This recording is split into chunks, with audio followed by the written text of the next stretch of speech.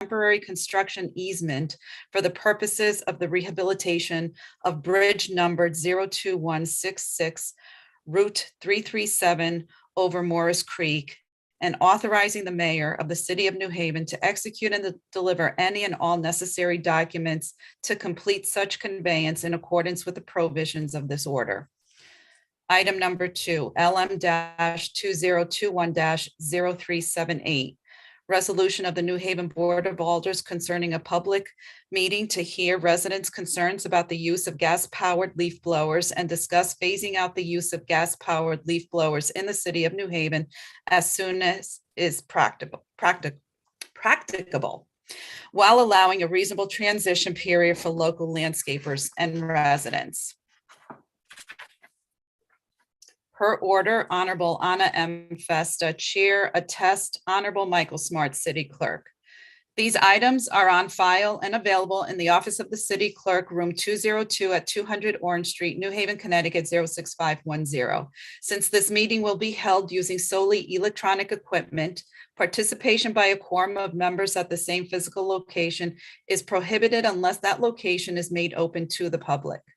Any member of the public may request in writing a physical location and any electronic equipment necessary to attend the meeting in real time, no later than 24 hours prior to the meeting. Said person shall have the same opportunities to provide comment or otherwise participate in the meeting as would be afforded if the meeting were held in person, with the following exception. Under law, the committee is not required to adjourn or postpone the meeting if any person loses the ability to participate because of an interruption, failure, or degradation of any person's connection to the meeting by electronic equipment. For accommodations to view the meeting, please email publictestimony@newhavenct.gov or call 203-946-6483. For accessibility related accommodations, please call 203-946-7651V or 203-946-8582 TTY TDD.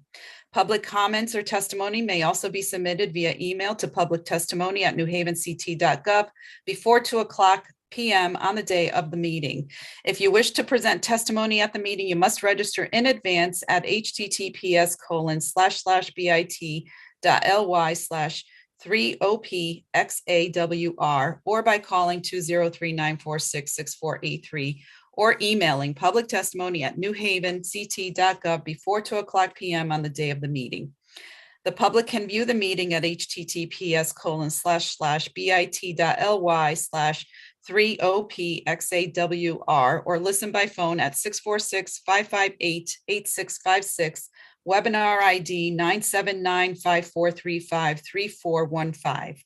The password to listen by phone only is 989-77126. Good evening, everyone. I am Anna Festa, the Chair of the City Services and Environmental Policy Committee. Welcome to tonight's meeting. At this time, I will have the committee members introduce themselves, starting with my Vice Chair, Alder Singh. Alder Singh, Ward 5. Alder Winter. Alder Stephen Winter, Ward 21. Alder Miller. Sarah Miller, Ward 14. Alder Punzo. Alder Punzo, Ward 17. And Alder Abdusabar. Shafiq Abdusabar, Ward 28. Thank you. This evening, unfortunately, Alder Avshalom Smith will not be able to attend due to a family emergency. Welcome, colleagues. This evening, we have 2 items on the agenda. The first item will be presented to us by our city engineer, Giovanni Zinn. Hopefully everyone received their packets and have reviewed them, but we'll have our city engineer, Mr. Zinn, present the item to us. Then I will open it up for questioning by the committee members, and then we will have public testimony on this item. And then we'll move on to item number 2, and I'll give instructions at that point. City engineer, Mr. Zinn, welcome. The floor is yours. I will remind any presenters to please state your name and address for the record, please. Good evening, Madam Chair. I'm Giovanni Zinn. I'm the city engineer and I reside at 95 Soundview Terrace. Thank you all very much, members of the committee, for coming here tonight. I hope to give you a very short presentation on the matter before us. I will share my screen to give you a sense of where we're talking about.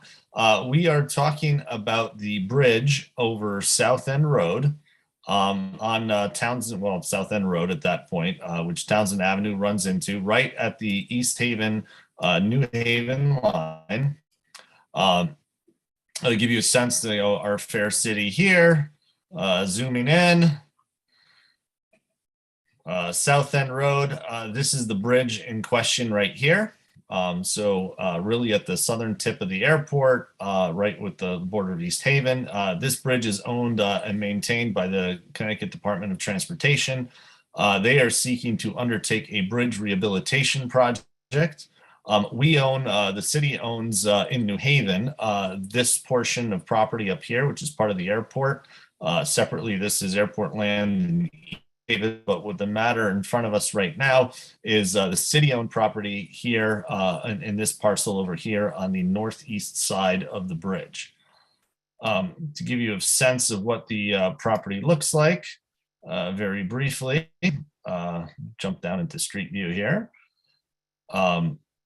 So this is we're on the top of the bridge right here. I think we're actually, all right. So this is East Haven over on this side. The corner in question is over here. And so this is the parcel of land that we're talking about over here. I will now share the property map.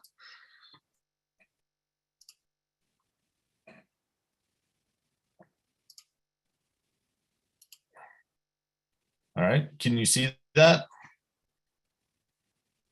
All right, good.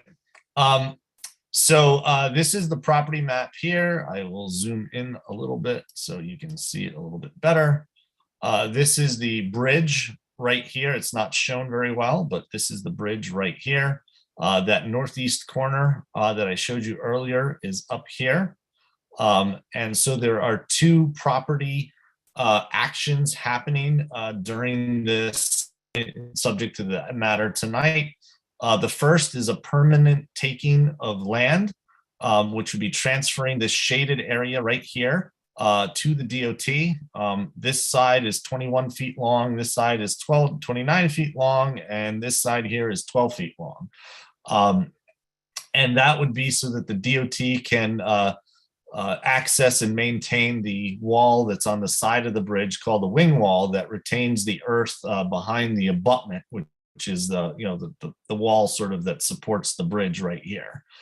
So that's a permanent taking by the DOT. The second thing is a temporary construction easement, which is denoted by these limit lines up here, this heavy dashed line here, where the DOT, as part of this project, would allow the contractor to stage and undertake activities.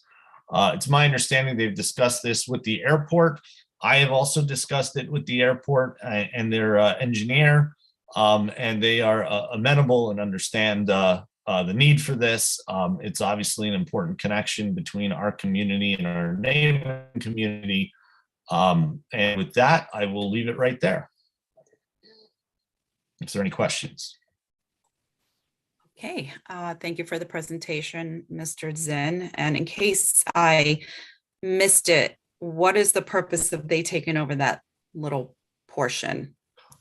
So the little portion there is for permanent access for maintenance to the wing wall of the bridge, which is the wall sort of on the side leading up to the bridge that retains the earth. Also probably allows them to cross down and under the bridge for inspections.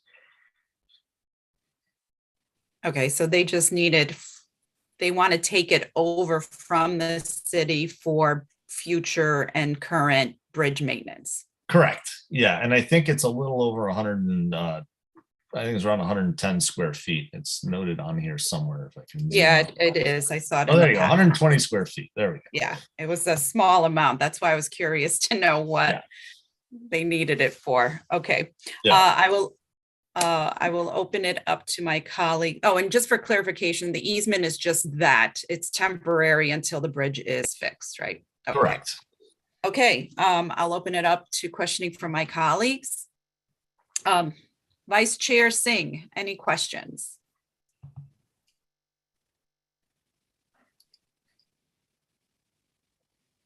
No question at this time, Madam Chair. It was a thorough presentation. Thank you. Okay, I apologize. I forgot to mention that they are paying the city $1,450 for the honor of doing this. yes, I saw that as well. Take that to the bank. It's a few mills right there. Alder Winter, any questions? No questions, Madam Chair. Thank you. Alder Miller, any questions? No questions for me. Alder Punzo. No questions at this time. Okay, Alder Abdusabar.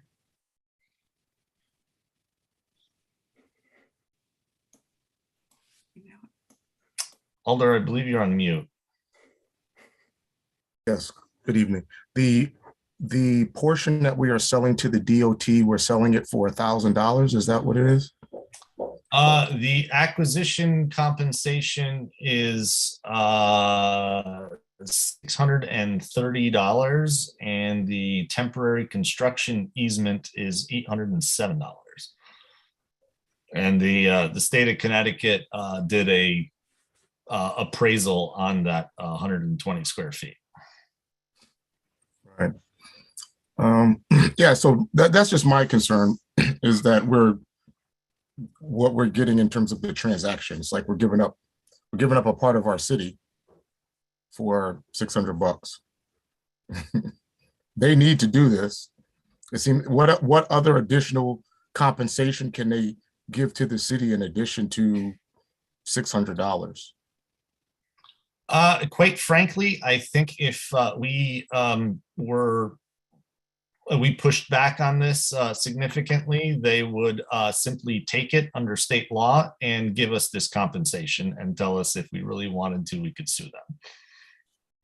So I don't know how successful, quite frankly, we would be pushing for much beyond this. Okay. Just I'm not agreeing with it. I'm just saying, okay, I hear you. Yeah. Yep. So you're saying, so just to be clear, so you're saying that the state could come and take it by eminent domain? Correct. Yeah, I don't know. I'm not sure of the exact legal term, whether eminent domain refers to a state taken from a city, but functionally, yes. And that would require a court process? I'm not a lawyer, so I don't know exactly. It's a legal process of some sort, whether a court directly gets involved immediately or not, I'm not sure. So I'm imagining that if we said $600 is not enough for you to take a portion of our city for the rest of the city's history, and they went through a legal process to obtain it, they'll probably spend more than $600 just to get it. I believe they have people on staff that routinely do that, especially around private property. I don't know how much more we would get. Their appraisal is based on the market value of the property. There really isn't a whole lot of value. I think they would ask us then for an appraisal, which would probably cost us significantly more than $600.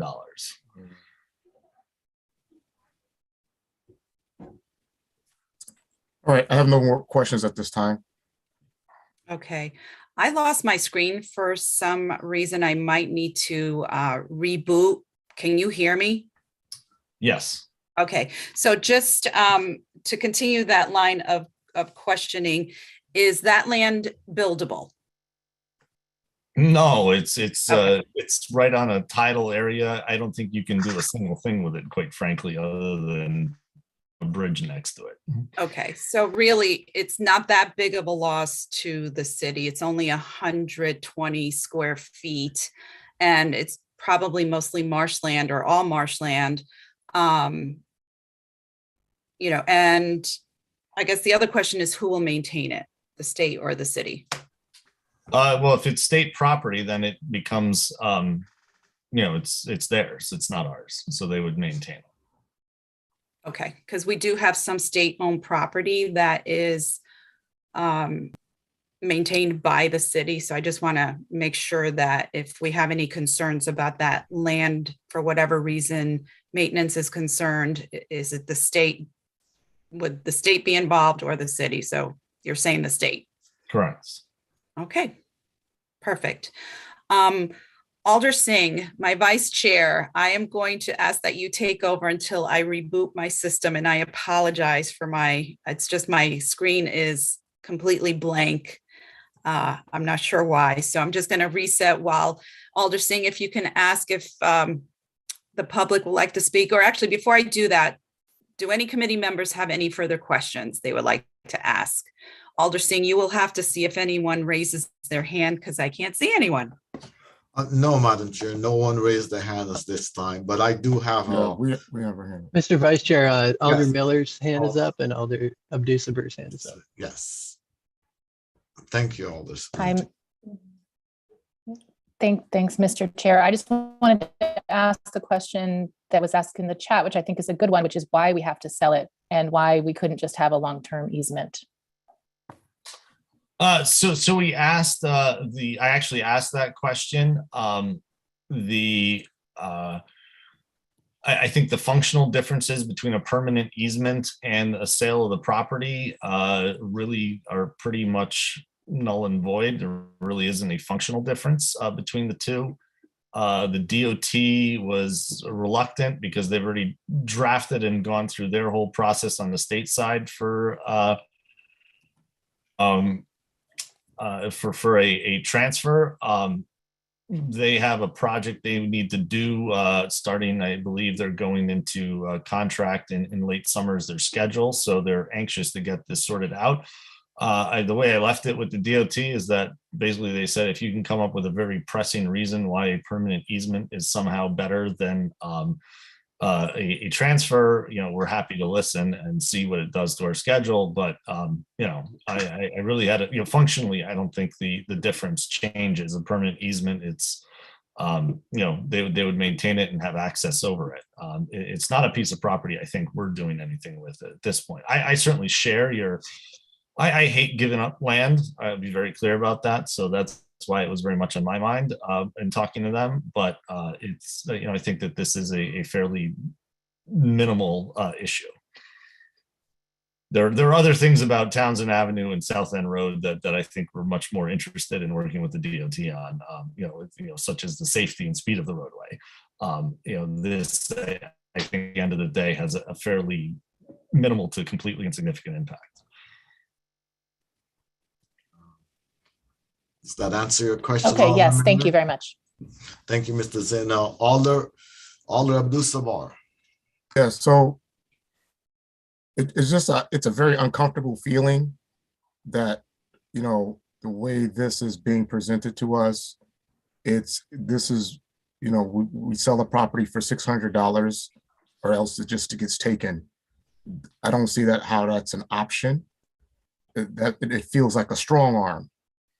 And I'm very concerned that over the years, as I have lived in New Haven for my 55 years, I have seen what has been state property, more specifically, the property where the Alexion building is built on. For years, that was just state property, no real use for it. Nobody ever thought about it. And then a developer came and it became the Alexion building. So even though the marshland may not be of a value right now, and even though the 100 square feet may not be a big deal right now, as I look forward 30 years, 40 years from now, that may be a big deal for the next generation.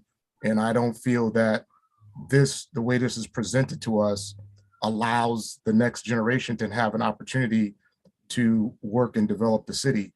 And this is our city lines. These are the lines of our city. Our city is a sovereign community, and, giving up property, I don't care if it's a foot of property, we should be well compensated for its current value and the future value of what this property will mean to the residents of the city. So I don't like it's like we're in either or.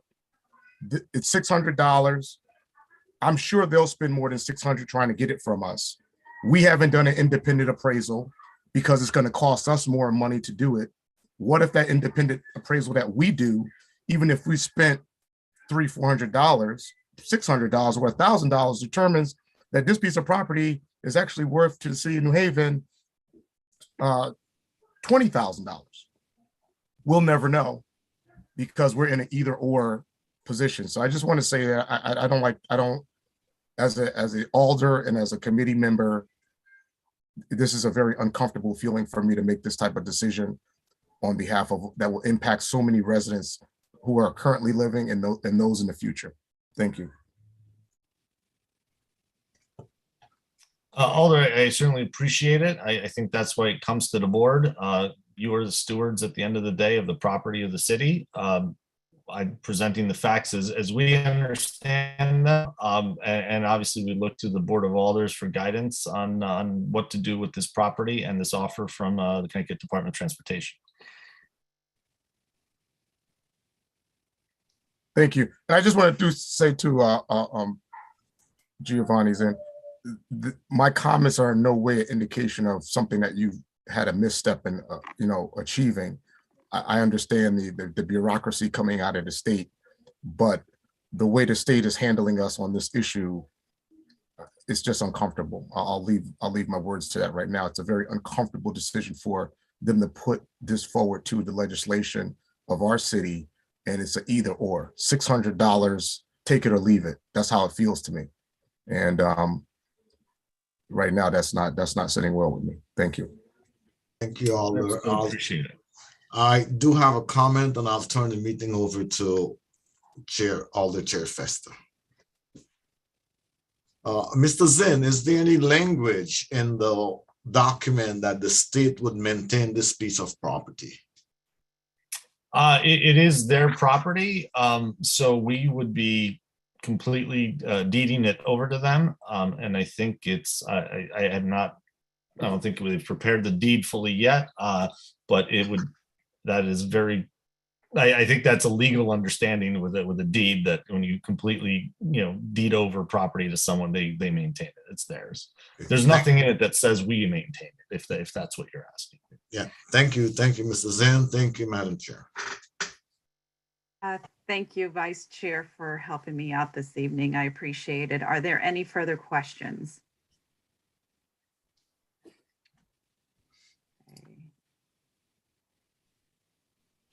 I don't see any. I will like to recognize for the record that Alder Rosa Ferrara Santana has joined us this evening, as well as, is that Alder DeCola? Thank you for giving me the full screen. And Alder Carmen Rodriguez. Thank you for joining us, colleagues. At this time, I will open it up to the public. So if there is anyone from the public that would like to testify on this item, please raise your hand.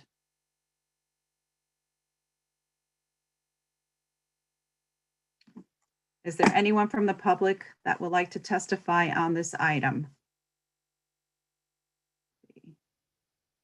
I don't see any hands. And for the third time, is there anyone from the public that would like to testify on this item? Okay, seeing none, we will move on to the next item.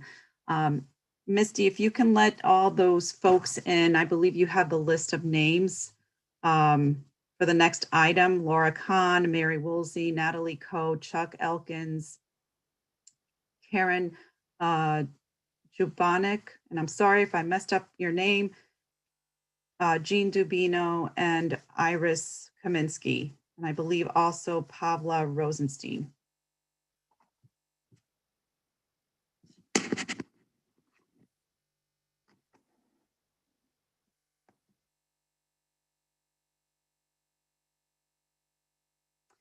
While folks are being let in for this item, it is a public hearing. With that being said, I will have the maker of the item, Ms. Laura Kahn, introduce it, as well as anyone else that she would like to have speak this evening. This is, again, a workshop, a public hearing, and the public will also be able to testify once our questioning has been completed.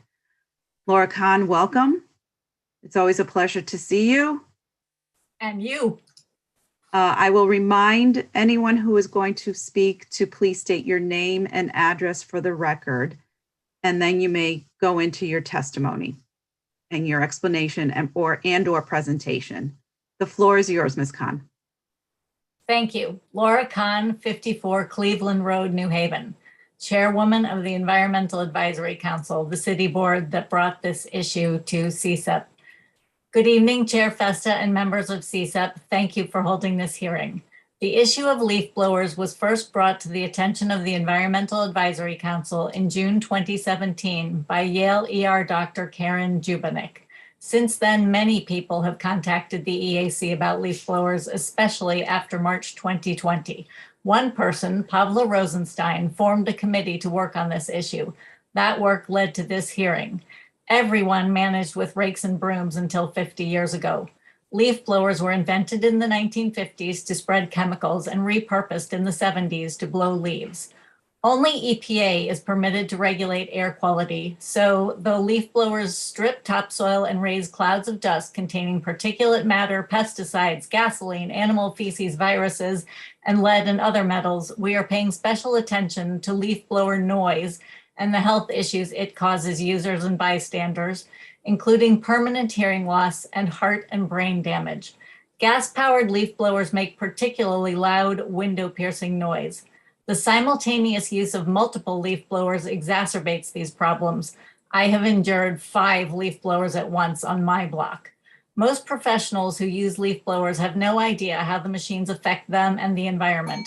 Unlike commercial pesticide applicators who are licensed by Connecticut DEP, they're not required to obtain any training or register with any entity. They don't even have to read the operating manuals. They're not required to notify everyone in hearing range before use, cordon off the area, or post signs, but the dust they raise lingers in the air even after they leave. Many are not aware that manufacturers recommend not using leaf blowers at full power and not using more than 2 leaf blowers at once. They probably do not think about the consequences of gas leaks during tank filling or energy use for any kind of leaf blower, or about disposal of leaf blowers with their oily and metal and plastic parts. Leaf blower users do not consider the effects on their health and the health of every person, animal, and plant, or the consequences we all pay when they strip topsoil, Earth's protective layer that provides a home for native species. We cannot stop people from all unsafe, unhealthy, environmentally damaging behavior, but it is our responsibility to educate New Haven residents and workers about leaf blowers and to limit their use to comply with local ordinances. Thank you for listening to me. And now I'm going to turn the proceedings over to Mary Woolsey, the Outreach Coordinator for Quiet New Haven, the committee that has been dealing with this issue. Thank you very much. Mary Woolsey for St. Ronan Terrace, New Haven. Thank you for the opportunity. I ask that the City of New Haven pass legislation to ban the use of gas-powered leaf blowers as soon as feasible.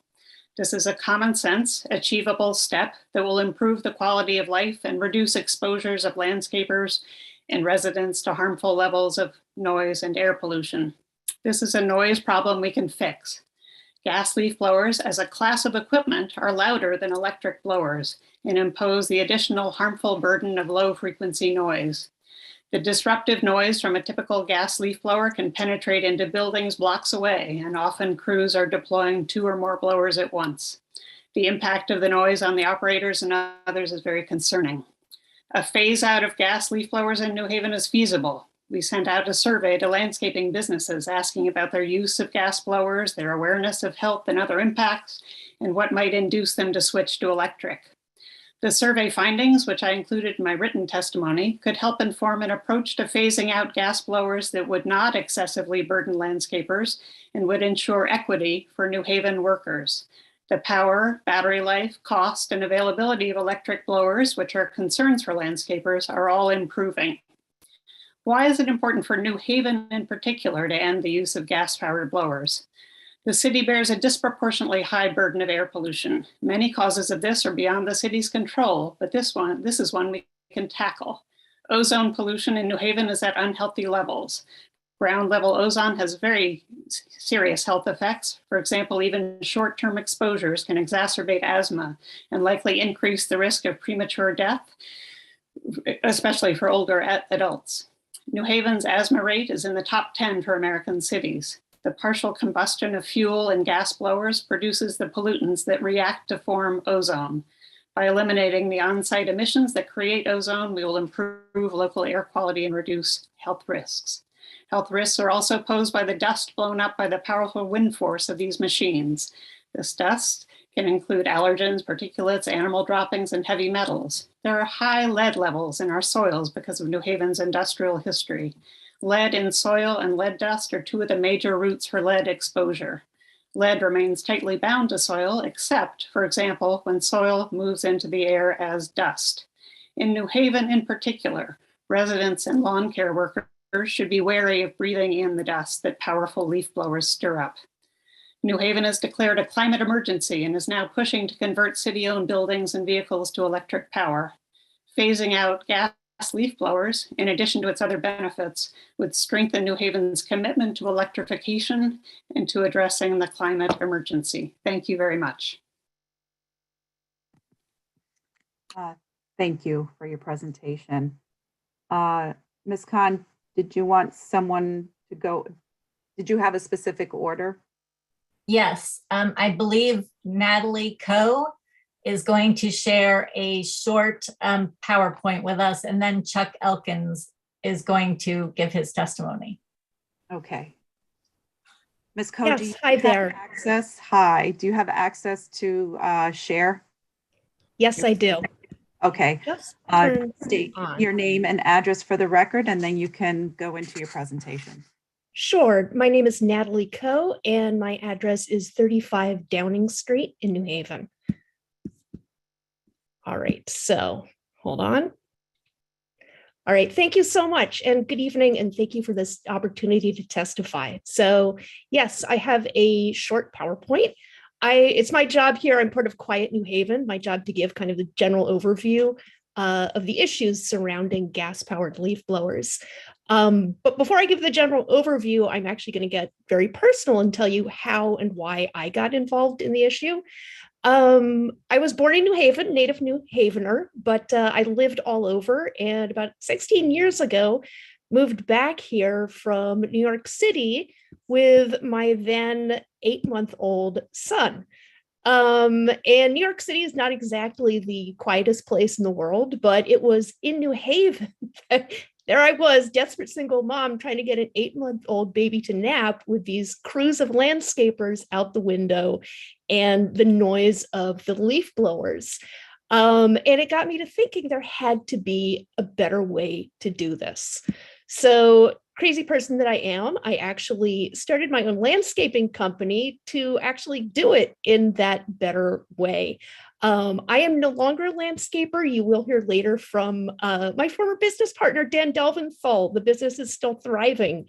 So my issue started as noise, but gas-powered leaf blowers, the issues go much, much deeper than that. It's a public health issue. It's an environmental issue. It's actually a social justice issue as well. Particularly landscaping workers are the most affected by the negative impact of these. It's a local issue. Obviously, New Haven's high asthma rate is an issue, the particulate pollution. It's also a fixable issue. So we recognize that this is not the most pressing issue facing the world or facing New Haven, but it's one that we can solve. It's a doable one. So what are gas-powered leaf blowers? As my colleagues mentioned, they were not originally designed for leaves.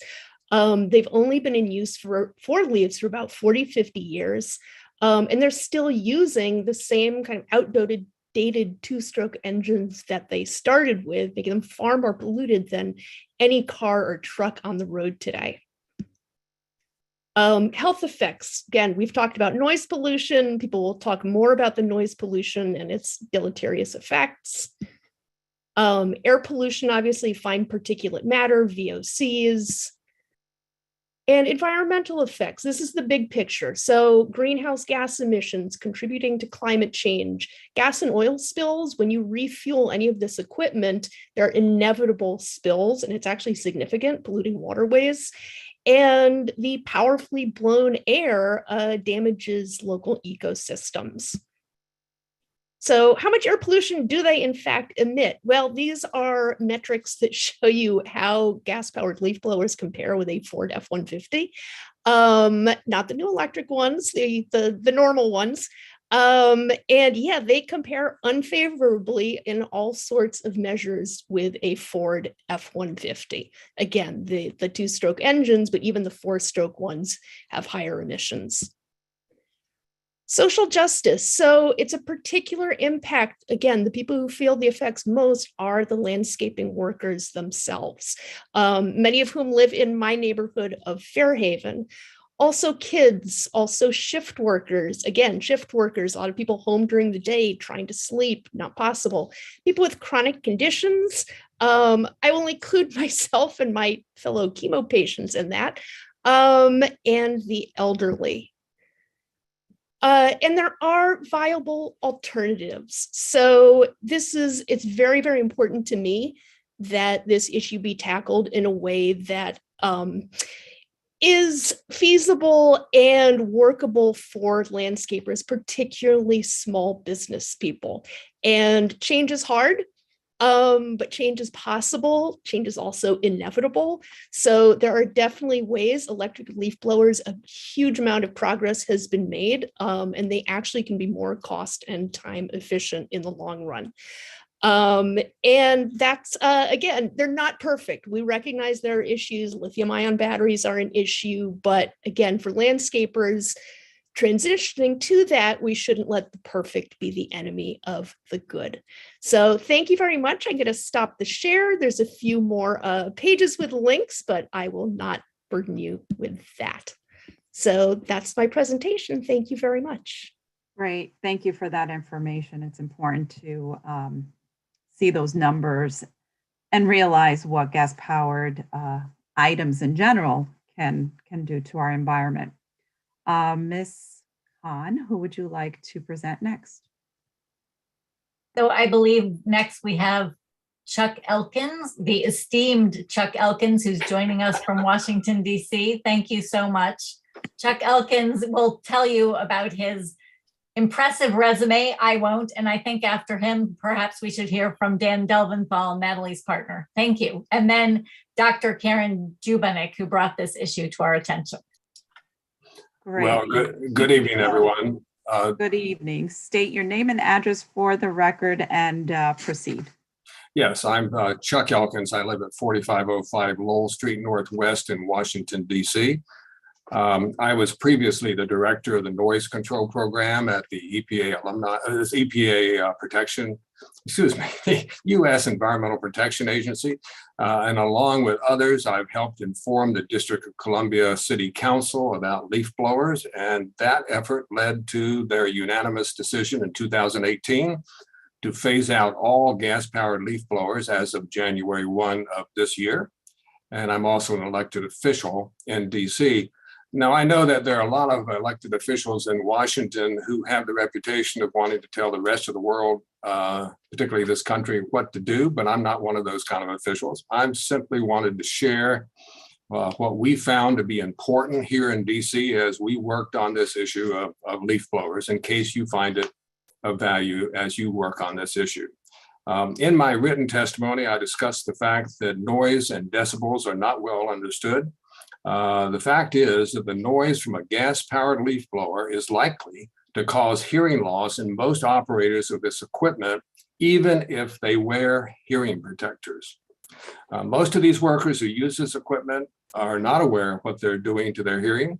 And even if they are aware, these workers usually do not have the bargaining power to complain about the danger of the equipment they are given to use by their bosses. This raises a serious environmental justice issue for workers in the lawn maintenance companies.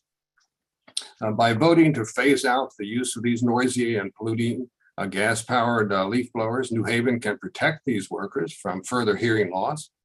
In addition, you will be providing a much quieter environment for New Haven residents who live anywhere near where these devices are used. And as I detailed in my written testimony, all gas-powered leaf blowers are much noisier than their counterparts that are powered by batteries. My testimony provides you the scientific data that you need to phase out all gas-powered leaf blowers as a class without the need to require the use of noise meters in the field to measure them.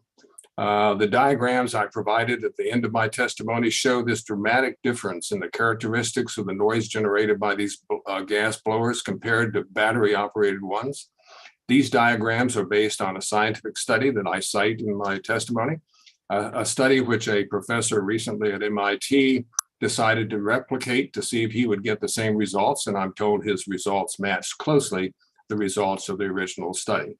I would be glad to answer any questions you may have. In particular, I would be happy to tell you about our DC experience, about how we decided on a 3-year phase-in period, how we decided to enforce it without having to add a lot of inspectors to the DC agencies, and how we worked during those intervening 3 years to inform small businesses and provide them some help in making the transition. So I'll be glad to answer any questions you may have. Thank you. Actually, Mr. Elkins, if you don't mind explaining to us or presenting to us, how did DC phase it out? What was the procedure? And I'm particularly interested in learning about the landscapers that are maybe on a smaller scale that possibly cannot afford to purchase any new equipment. Yes, did you want me to do that now, Madam Chair? Yes, please. Yes, well, we were very concerned about the workers and the companies in lawn maintenance business. We are certainly very much in favor of this industry. It's an industry that a lot of entrepreneurs get started in, and it has a low entry level in terms of cost. And so we want to make sure we did not damage this industry. We wanted to help them transition to this better equipment and have the benefits of that. So we looked at what was an appropriate phase-in period, and we were told that the useful life of these gas-powered leaf blowers is approximately 3 years, and that if that's why we gave them 3 years for the transition. We then, as we got closer to the time of where the act went into effect, we sent out letters to as many of these companies as we could, and we arranged with a local bank to give them 0% loans over a long period of time. And we also arranged for a $75 trade-in, a dollar amount for rebate for them so that they could recover some of the cost of this. So far, it's too early to report on all the results, but I do have to tell you, DC is quieter now than it was before January 1, and we have not had very many cases of companies not complying.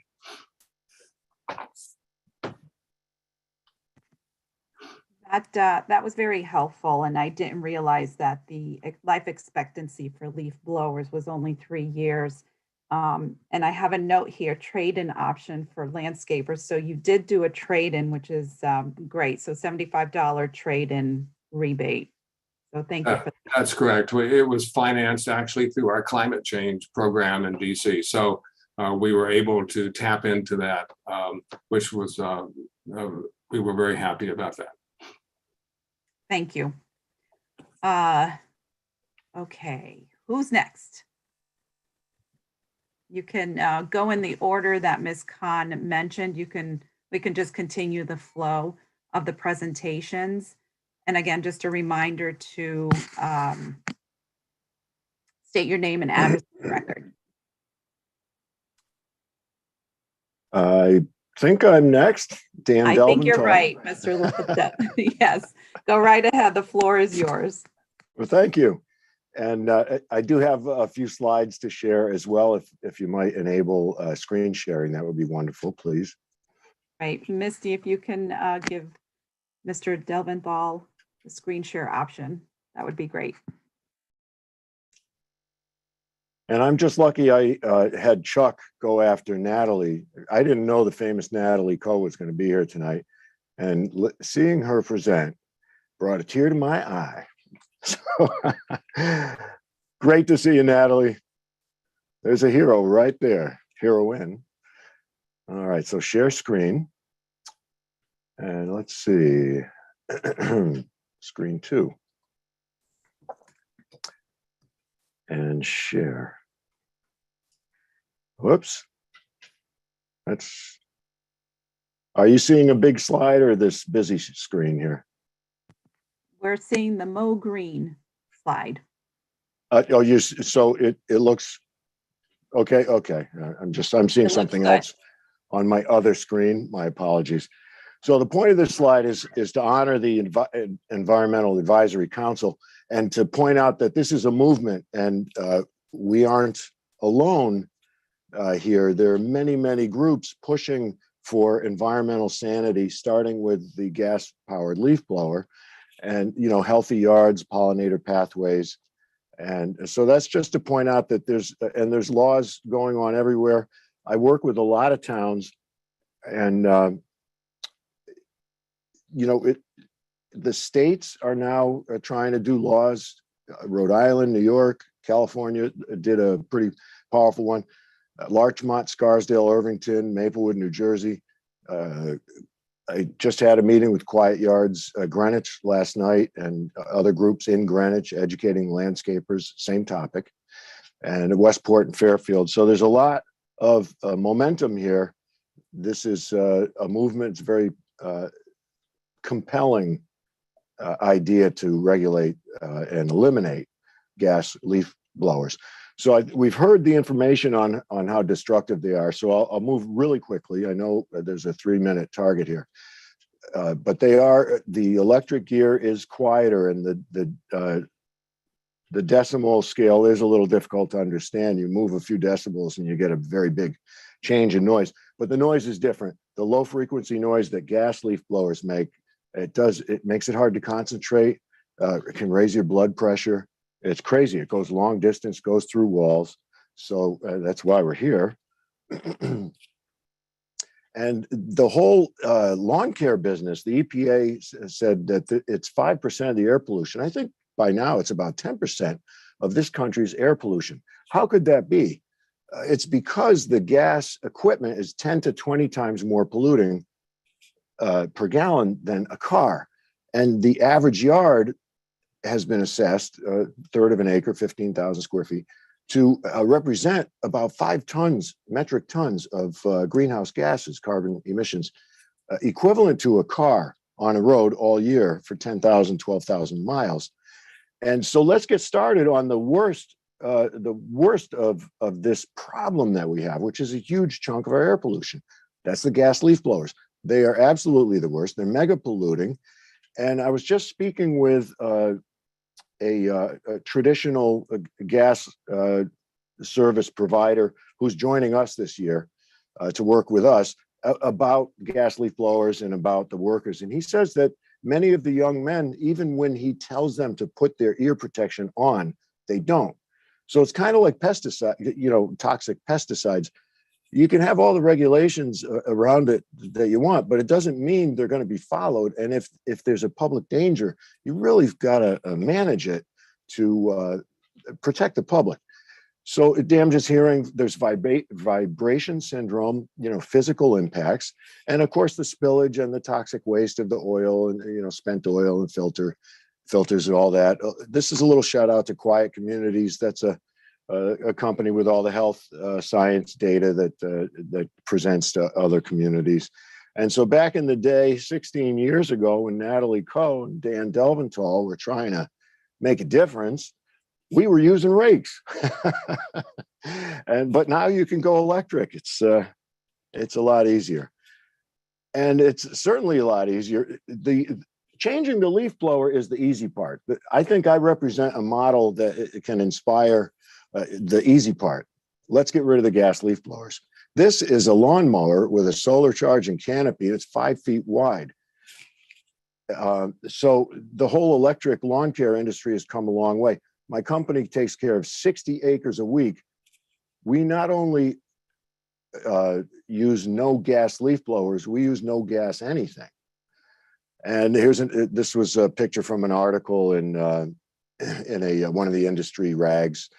So the industry is covering the electric movement, and we do everything zero emission, not just the blowers: mowing, hedging, edging, trimming, chain saws, pruners, aerators, dethatchers, sprayers, spreaders, snow blowers. It's all electric. And this is just an example. Here's some more electric mowing machines, 4 feet wide, 3 feet wide, 2 feet wide. And this slide wasn't going to be in here, but then I noticed we have a VIP here. So here, let's round of applause for the heroes who started the movement in New Haven. Ladies and gentlemen, Natalie Coe and her reel mower. It's a lot easier now, isn't it?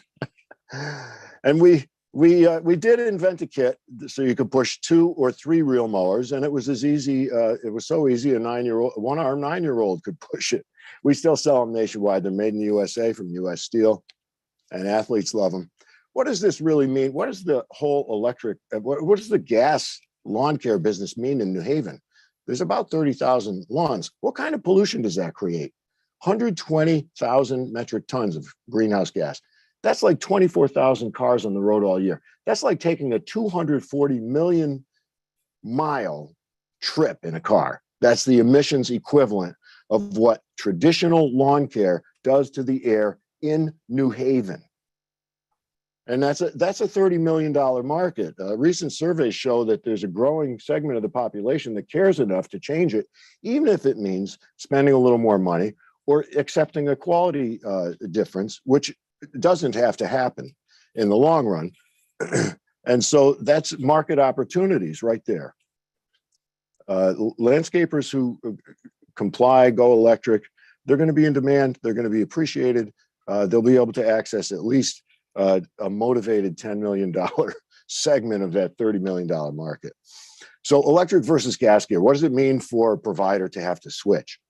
Well, if you want to run a blower all day long using batteries, you have to spend more money on the fuel in advance. So the investment is higher if you want to run a blower all day. You don't have to, and you shouldn't. But to be fair, because some of these guys are running these things all day, especially in the fall, it costs twice as much money up front to buy an electric blower that can run continuously all day, because you buy extra batteries and chargers. You don't have to, but it's a good idea if you plan on using it continuously. So that's why this is done this way. Now, in terms of power, I don't think the public wants 900 CFM blowers scaring up viruses and feces and fertilizer and lead, all that stuff, and stripping topsoil, destroying the habitat, subjecting amphibians and reptiles and insects, which we're losing, unfortunately, partially due to these practices, to hurricane winds. So today's blowers are very powerful. 600, and I use a 650 CFM blower as an example of what these folks can do in town to comply with a future ordinance, and today. But tomorrow it's going to be easier. So what does it cost to operate an electric blower versus gas? It's 4 times as much to operate that gas leaf blower. In other words, per hour, it costs about 25 cents to run an electric leaf blower. Costs $1, 4 times as much to run a gas leaf blower continuously, for 1 hour. In terms of maintenance, the advantage is with electric. On a cost-benefit analysis, sure, you have to buy some new gear. You maybe want to get an extra electric outlet for your convenience, but there's not a big draw. Costs about 20 cents to charge a blower battery, maybe 30 cents if it's a big rugged commercial one that runs for, for 45 minutes, full bore, and a little bit of training. But those are the costs. What are the benefits? There's savings, and I'll do a little ROI chart briefly. There's savings, there's health benefits, there's business growth because there's demand for this. My company has grown 30% per year for 8 years straight. And I'm on meetings like this constantly because people are trying to study in their homes, they're trying to work in their homes. It's madness. I hate it when there's a blower in my neighborhood. I can't stand it. And so another benefit might be compliance. Like in Larchmont, you can't use a gas leaf blower, and Rye is changing that as well. And there's employee retention and client retention. I don't see how being a public nuisance merits customer retention. So on the total cost of ownership, which is more important than the actual entry price investment, there's a big advantage to electric. From a traditional return on investment study, I always thought it was 10 to 50% on electric blowers. So I ran some calculations myself. There's a American Green Zone Alliance, helps cities convert green zones and issue certificates.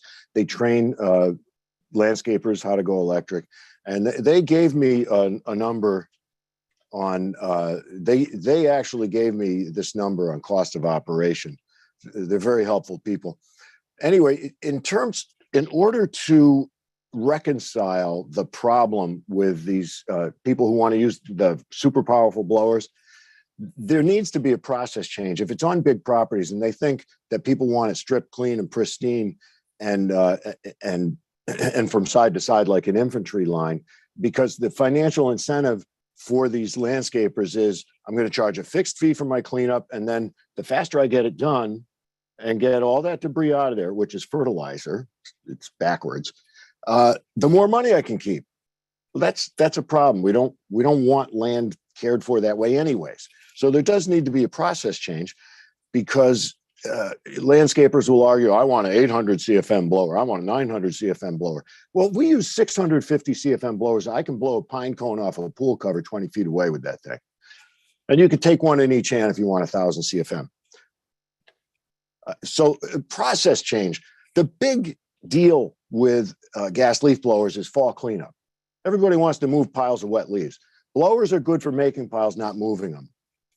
Throw a tarp with straps on them and drag a tarp with your mower. We use electric mowers, so that's a beautiful thing. It's very quiet.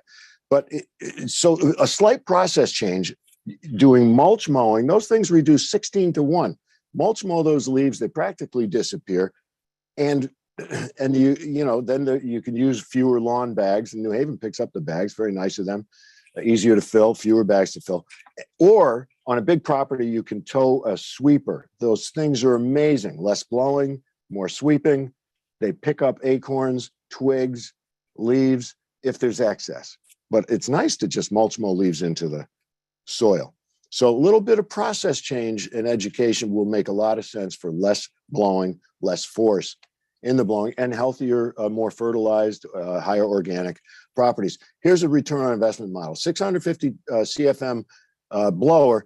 If you buy an electric one, you spend $300 with battery. Not bad. If you want to run that thing all day, you spend another, let's see, 300, about 950 more. So you might spend up to $1,200 so that you have a bag of batteries and 3 chargers so that you can just run continuously. And if you did that, you'd spend $750 more than a $500 gas blower that does the 650 CFM. By the way, they last longer than 3 years. These blowers are great. And in many cases, the batteries last longer than that too, electric blowers. So if you spend $750, and the cost of operation, so you're going to spend $129 if you use it 500 hours a season. That's 3 hours a day for 8 months. Now, it's going to be more than that in the fall. Might be less than that during the day, but some people use them a lot. So I think this is a fair number. About 500 hours. You're going to spend $129 to operate the thing. If it were a gas leaf blower, you spend $500 to operate it. What's the difference? $387. what percent of $750 additional investment above and beyond gas does that represent? 50%. Smart money is on electric. You know, how do you get double-digit returns? Buy electric, not gas. So this is the leaf sweeper that can revolutionize large property cleanup in concert with mulch mowing. Amazing. Other considerations, I mentioned ags. I do want to plug them. They're a great resource. They help me, they help everybody. And they are for hire at cities and universities and all that. And they're full of stats. So other considerations, there's going to be more price hikes for gas, and the health impacts are ridiculous. You know, all that pollution, driving a truck to Alaska from Texas, that's going on right next to the operator's head. It's just insane. And you can smell it when they're in the yard next to you. So it's got range. It's pathetic. It's terrible. It should be illegal. So you know, it is a noise nuisance. It's a bad investment, and there's going to be anti-gas gear laws. Now, regarding electric, I know some investment managers who are working with companies today who say that it is inevitable that the density of the power coming from the batteries is going to improve in the next couple of years, and the charging speeds are going to improve. And of course, there's going to be more renewable power fed to the grid, so that the emissions benefit. By the way, the emissions benefit is profound. If you use some people who don't care, they'll say, congratulations, you have a coal burning machine. Not true. Even if you were sourcing the electricity to charge the batteries 100% coal fired at the power plant, you'd be avoiding 75% of the emissions. But by law, I think 18% of that has to be renewable sourced anyways. So, and you can elect for 100% green power. So, you know, we're actually avoiding about 97 to 98% of all emissions. And we buy carbon credits for any gas we use in a vehicle, because we're not, our vehicles fleet is not all electric yet, but we are carbon balanced, carbon neutral. Let's talk about one of the big objections, charging. We have 200 customers who are regular, probably 300 or 400 if you count the one-offs. I only know of 2 places that won't allow us to charge our batteries there, because they know it's 20 cents, it's negligible. There's no noticeable difference in the power bill. So we charge wherever we go. If we need to charge battery, we plug that blower battery in at the house we're working at, just to make sure we never run out. And we run all day. We have no problems. We do also, we are investing in facilities so that you could charge batteries while the car is in motion from the alternator, from a backup battery sitting in the vehicle, from solar panels on the roof. And that's all technology that's getting better. There's a lot of portable power stations that use solar, but you actually don't need it. You really can just plug in at most homes have these outdoor outlets. So charging has not been an issue. We've been in the business 16 years. We take care of 60 acres, not an issue. Runtimes. Runtimes aren't really an issue for this discussion. This was more related to commercial mowing with the big mowers, but even that issue is kind of moot at this point. Not much to say about emissions. That's all been said. It's out of control. You know, these are desperate times. There's very little hope of correcting the severe weather that's making life harder for everybody all over the world, but there's still hope. So let's start with the gas leaf blowers. And so that's about it. You know, let's invest in lawn care that combats climate change. How do these landscapers really want to be public nuisances? Are they aware of climate change and greenhouse gases, what that does, any heat increase, what that does to the weather? Time is always right to do the right thing. MLK. And now my company is a working model that can inspire this. We avoid over 800 metric tons per year of air pollution by doing everything electrically. And that's over 7,000 acres mowed without gas, taken care of without gas, including fall cleanup and electric blowers. And we've avoided the equivalent of a 7 million mile car trip, emissions equivalent. So thank you for your efforts, and thank you for having me. Thank you. Appreciate your presentation. I would like to know for the record that our majority leader, Alder Richard Furlow, has joined us, as well as our president of the board, Taisha Walker-Myers. Thank you for joining us this evening. If we could continue with the presentations, we still have questioning from our committee members as well as testimony from the public to hear. So at this point, we'll just continue with the presentations. I believe we have a couple more folks that would like to present this evening. So if you could take down your presentation and we could move on to the next one. Great.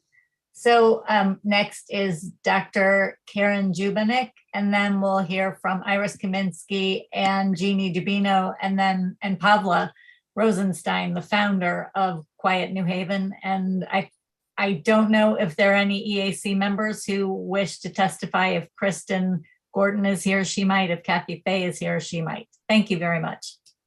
Thank you. So once again, a reminder to state your name and address for the record. Thank you. Hi, I'm Dr. Karen Jubanik, and my office address is 464 Congress Avenue in New Haven.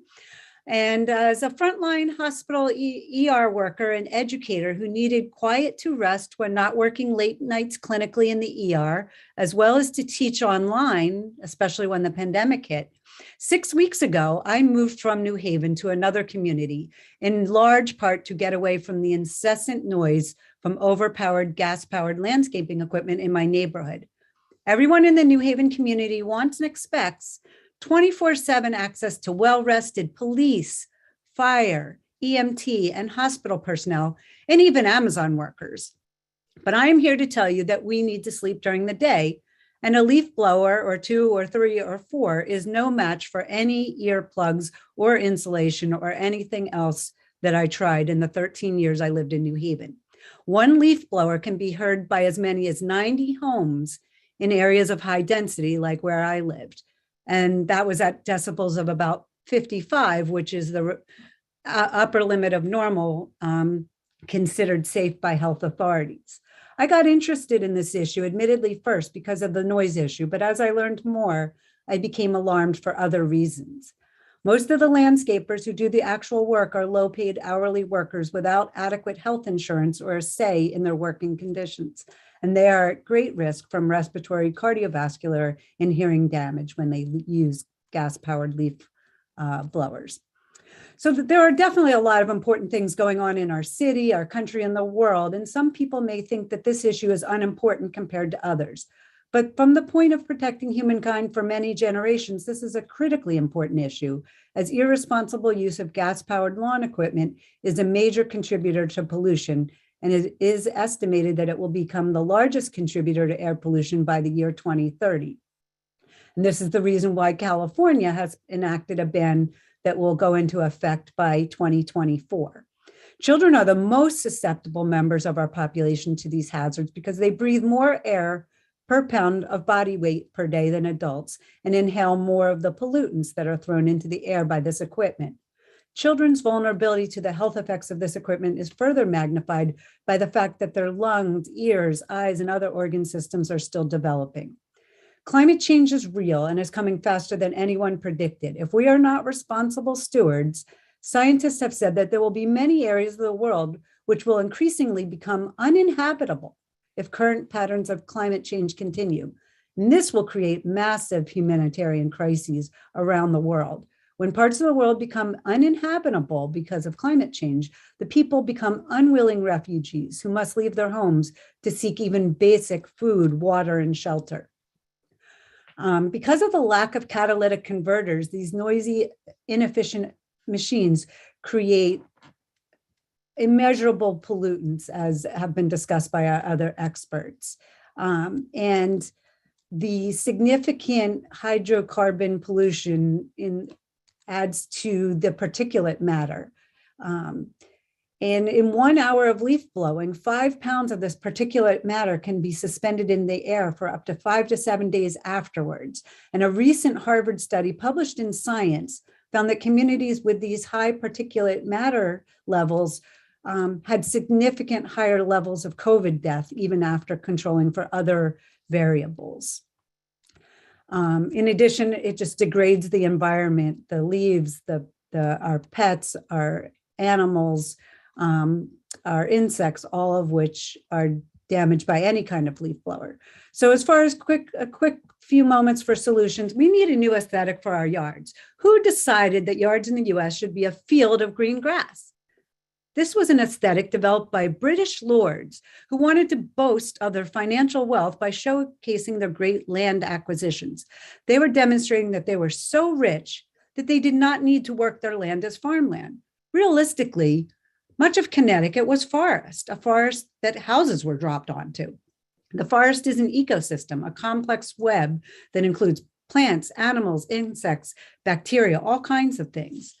As one example, bees live in the ground nests in the fall and winter, but blowing debris with a leaf blower will just dislocate the bees, which are essential to pollination that ensures us a rich diversity of plant and animal life.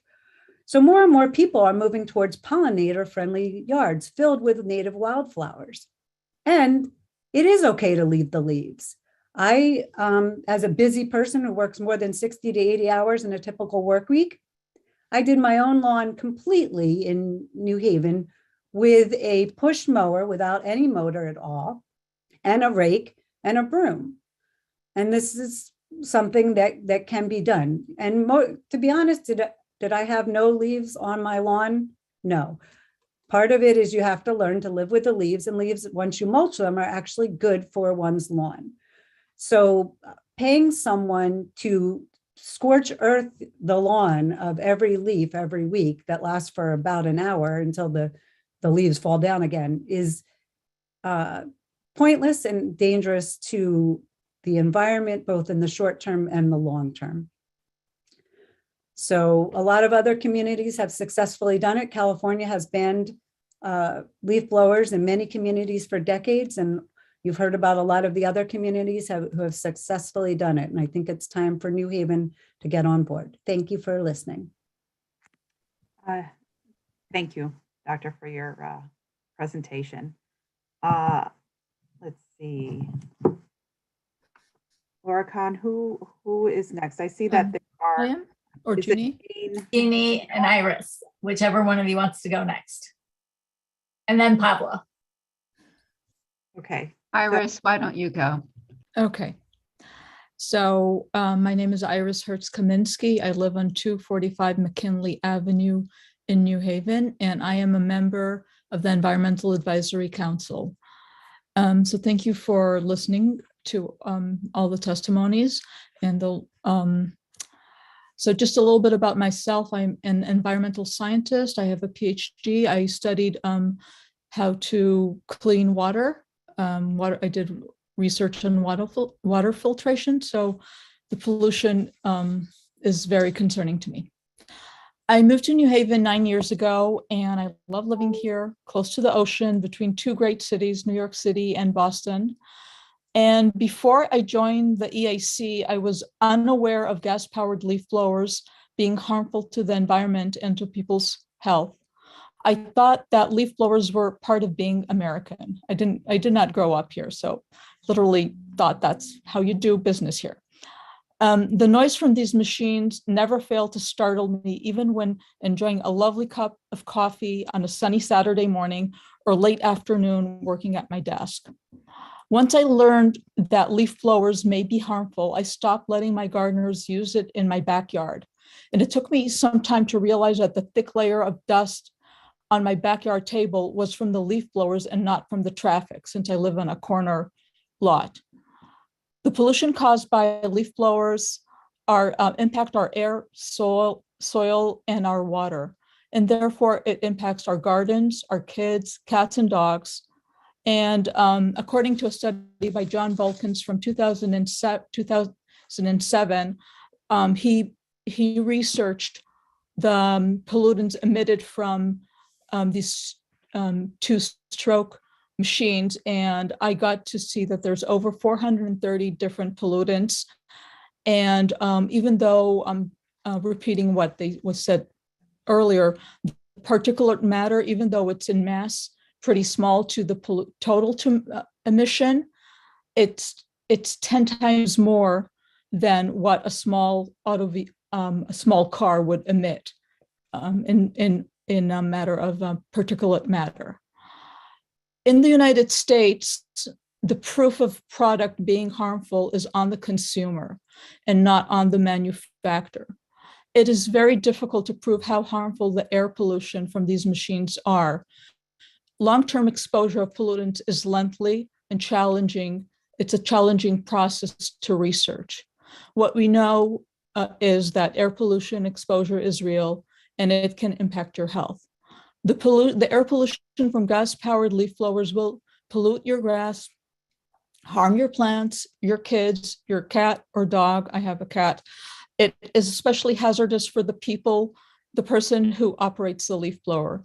Gasoline spills may occur when you're filling the leaf blower. These could seep into the ground, into your groundwater, and get into our waterways. I encourage this committee to consider the health of the gardeners who are directly impacted by these pollutants.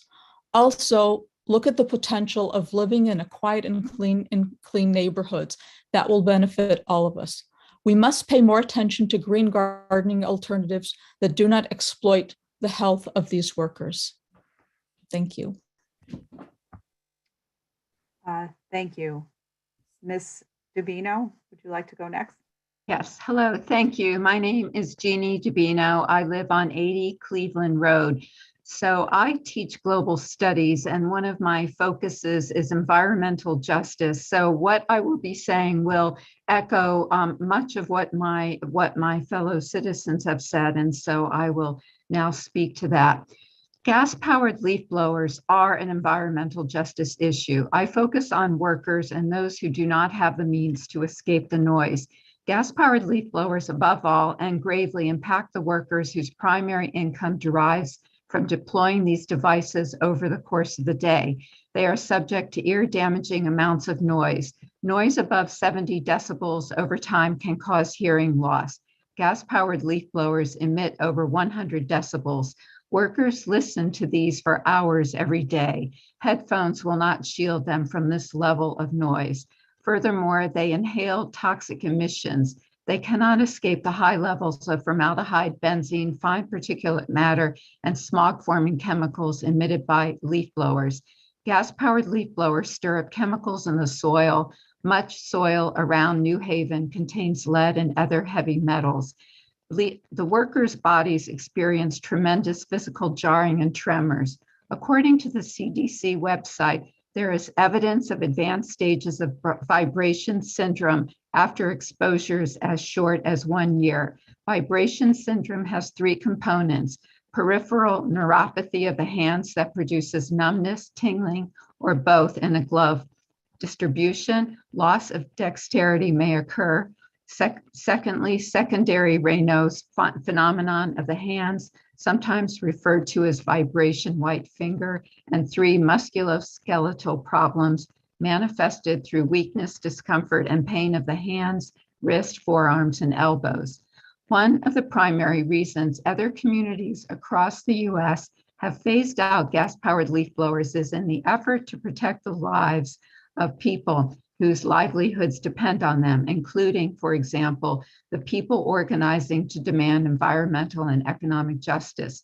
This grassroots organization supports the Healthier, Cleaner, Quieter Communities Act, which prohibits the use of gas-powered landscaping equipment in San Francisco for the sake of environmental justice.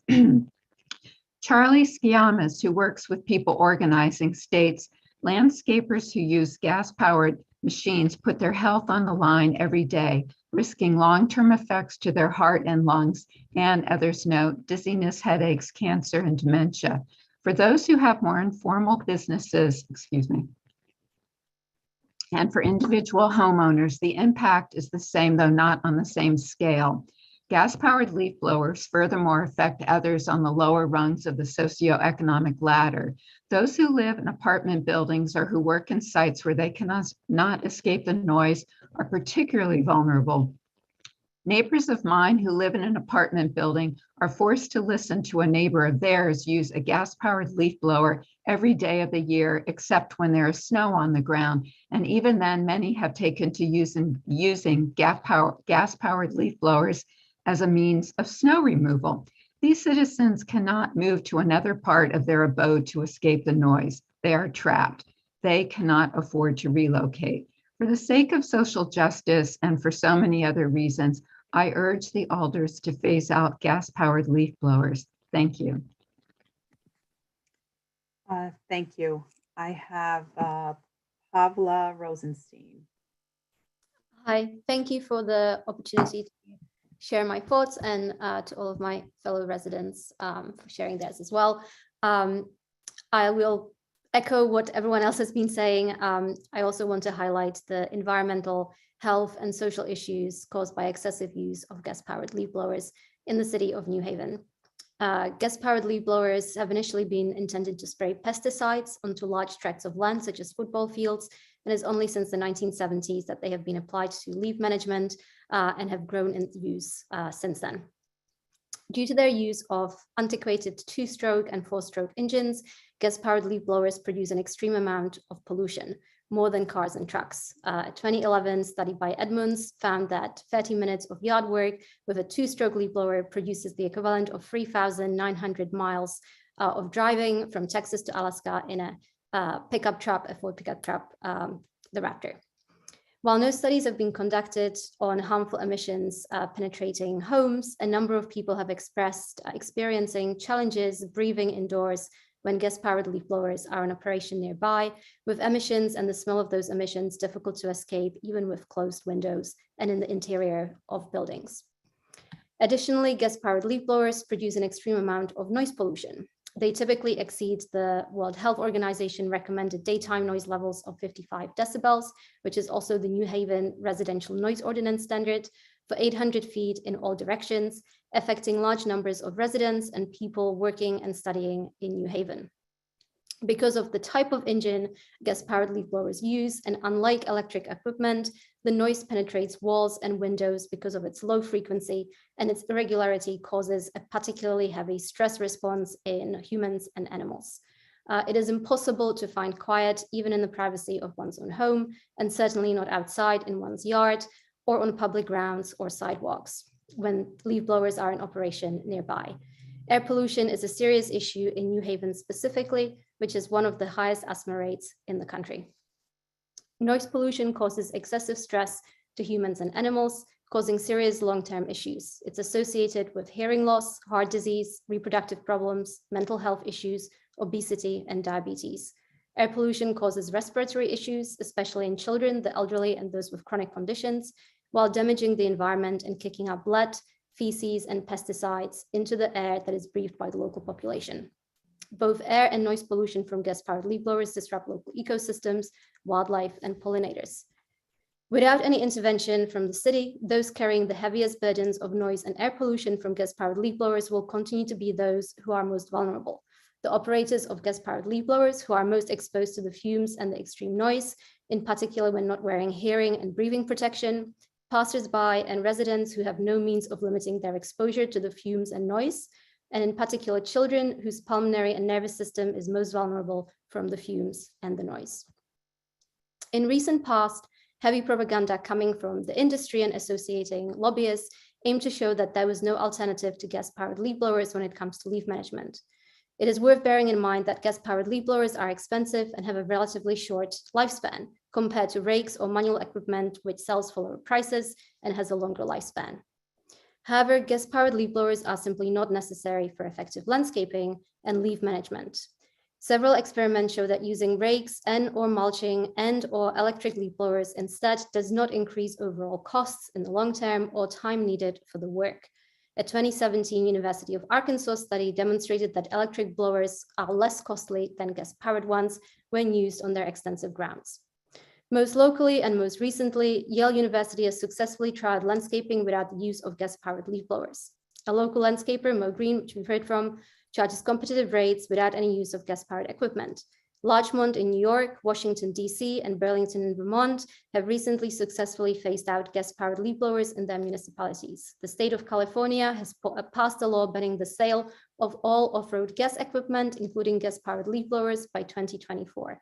A number of practical solutions for responsibly shifting away from polluting gas-powered leaf blowers towards more sustainable practices have been trialed elsewhere, including gradual phase-outs, frequency and quantity of use limits, and economic support for landscapers. While on the surface, the use of gas-powered leaf blowers may seem like a relatively trivial problem, its negative consequences are extensive and lasting. The issue has been compared to smoking and secondhand smoke. While once also seen as a trivial issue, the serious long-term health consequences of smoking and secondhand smoke exposure have now been determined beyond doubt, with regulation enacted to help protect those who could not otherwise avoid the harmful impact of smoking in public or private areas where others chose to smoke. The harmful effects of gas-powered leaf blowers similarly cannot be avoided without rules and regulations. A number of local physicians offered a letter outlining the severe long-lasting dangers of leaf blowers in the interest of public health. In 2019, New Haven declared that we have an existential climate emergency, and in 2021, the Board of Alders City Services and Environmental Policy Committee advanced a proposal to have city government convert all its buildings and vehicles to electric power. Addressing the use of gas-powered leaf blowers is, among other reasons, an opportunity for the city to act on its goal of providing a more livable, sustainable, and healthier environment for the city's residents, workers, students, and visitors. Thank you. Thank you. At this time, I believe all the presenters have presented. Am I correct, Ms. Khan? Yes, we had one other doctor who wrote a letter but couldn't be here. So if we have time at the end, I have someone else who will read it. Thank you very, very much. I saw Alder Winter's hand raised a long time ago. Yes, at this time, since all the presenters have presented, I'm going to open up to my colleagues for questioning, and then we will open it up to the public for questioning. I just want to remind the public that we will have a 3-minute limit to your testimony. I see that there are many testifiers in the attendees list, but at this time, I will open it up to my vice chair if you have any questions. Thank you, Madam Chair. I have no question at this time. Alder Winter. Thank you, Madam Chair. I had raised my hand with a question for Mr. Elkins. I was interested to know how many landscapers had taken up the turn in the gas-powered leaf blower offer. I'm sorry, Alder Winter, I don't have those data, but I'll be glad to get them and send them forward for the record. Thank you. And a question for Misty. I didn't see the survey that Ms. Woolsey mentioned in our packet. If that's something you could send along via email, that would be helpful as well. Thank you. Thank you, Madam Chair. I will make those requests that are generally done through the chair to the appropriate people. Mr. Elkins, thank you. If you could send that information, it would be greatly helpful. Alder Miller, any questions? I don't have any questions. All my questions were answered by the presenters, which were very thorough and helpful, and I've learned a lot, so thank you. Alder Punzo. You are muted, sir.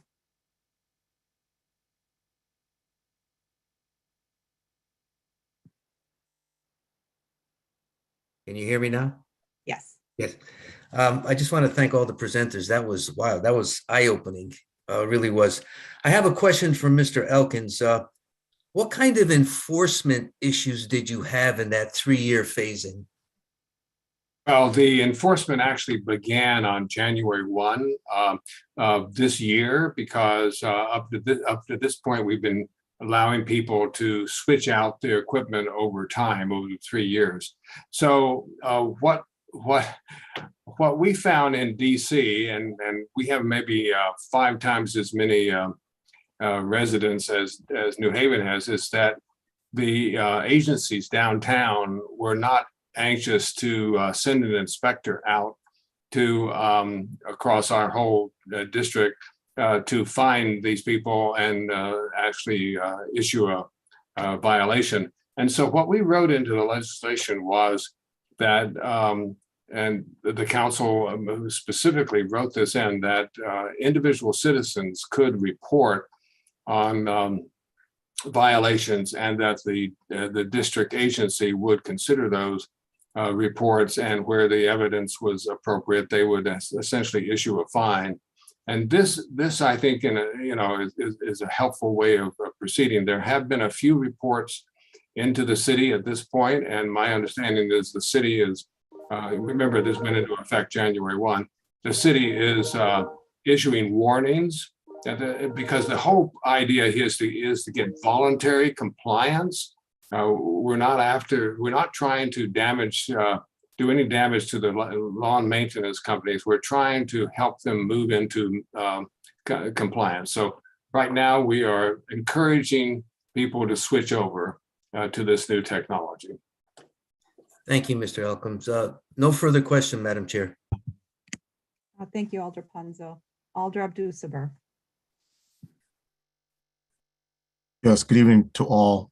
Thank you for presentation and your commitment. The question that I have a couple, but I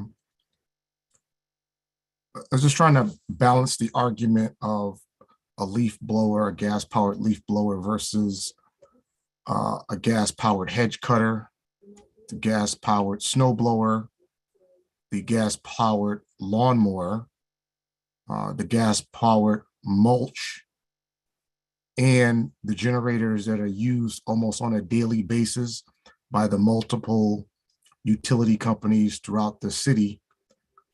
If you see them working on the manholes, they often have a generator going in the back. How do you offset, I guess, the argument of the leaf blowers emit all of this bad gases into the air? If somebody just stopped using leaf blowers or using lawnmowers more prevalent throughout the year than a leaf blower. So I'm just trying to understand how that balance it out more. Raise hand. Yes. You know what? I'll go to Ms. Khan first. So I was going to ask if the professional could answer that question, but I must tell you that I use a real mower. I know that's not practical for everybody, but the difference between lawn mowers and leaf blowers and any other kind of tools and leaf blowers, as I see it, is that nobody needs a leaf blower. Nobody, especially a gas-powered leaf blower. You can live without them. People did forever. And there's no reason for us to be poisoning ourselves, and we have to start somewhere.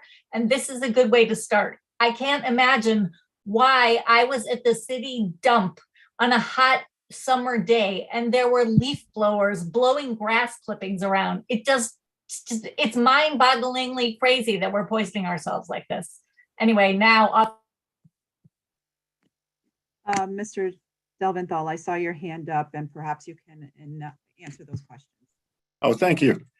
There is a difference between many of these engines, the gas engines and the leaf blower engines. Leaf blowers are two-stroke, and they use a mixture of oil and gas, similar to chainsaws.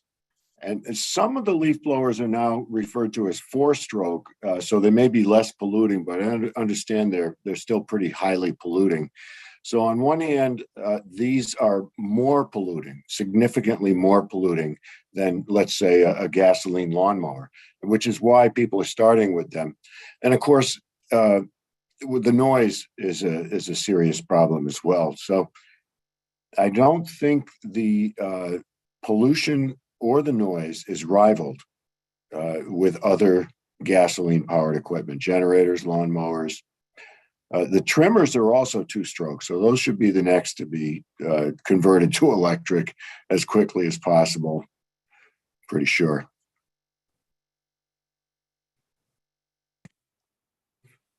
Albert, do you have any further questions? Yes, thank you. And the other question I have is regarding the impact to the workers and the impact to the small businesses. Most of the, yards, the ability to have someone to blow leaves off of your yard, it's almost like an economic luxury in some sense. It depends on who you are. You could be elderly, maybe you have a health condition that doesn't allow you to do your yard, or you just, you have it in your budget.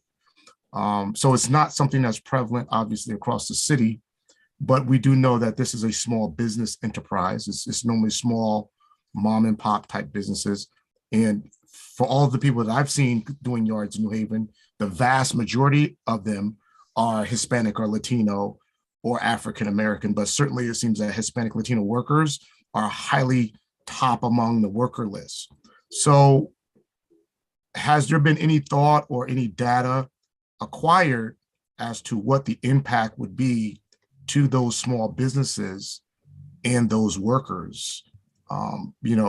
As this is, how do we get to the leaf blower transition without it hurting financially the worker? Because it seems like this cost may get passed down to the worker.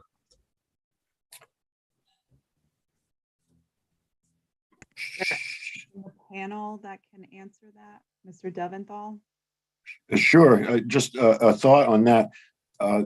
When you listen to the small business owners, they talk about needing to pass it on to the customers, but and I know customers are often willing to pay when they understand the difference. But in the ROI study I did, it kind of shows that it's a better investment to get an electric leaf blower than a gas leaf blower. You solve most of the problems of using a blower, but and considering that the gas leaf blowers need to be refreshed, they only have a 3-year life cycle. Phasing them out makes sense. Phasing in something, you make money on investing in electric blowers if the return on investment is higher, and so there are savings associated with using these products. So I don't think there'd be a big impact, because your average small business is really running small lawn care provider, really only running, well, one crew might be 2 people. They might use 1 blower. They might use 2. So we're talking about an investment in the, let's say, $1,000 range that they're likely to be making anyway as normal course of business. Maybe half of that, but then they're going to spend the rest of it on gasoline instead of battery power. So it's a pretty low impact change. And I was going to say, from a social justice perspective, you're exactly right. These are, as I mentioned, a large group of people who don't have good health insurance and may not know all the dangers that all of this dangerous equipment is impacting on themselves and their bodies. And so, they can still do lawn care, but that might not require a gas-powered leaf blower. Again, you can mow your lawn, but why would you tell your crew that they should blow grass clippings up into the air and feces and heavy metals? That's dangerous to the workers. And we, if anything, need to protect them and not worry that they're not going to make as much money, because they will. If the panelists could raise their hands to speak, because I actually saw that Mr. Elkins had his hand up. So, Mr. Elkins, go right ahead.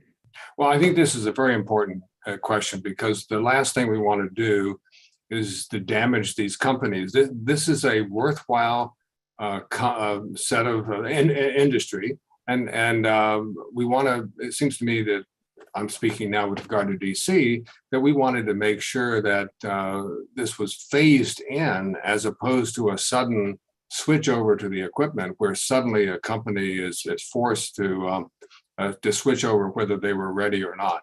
So what we did here in DC, and I would urge you to consider this as well, is to have a phase-in period. And as this equipment wears out, instead of they're buying more gas-powered equipment, that they consider buying the battery equipment. They will then have in their stock both battery and gas. They can learn how to use it effectively, maintain it. It's not sort of a sudden switch over. And my sense is that if you give them enough time to make the switch over, it's not nearly as much of a shock as if you say, well, tomorrow, that's it. We don't want to see any more gas-powered equipment here.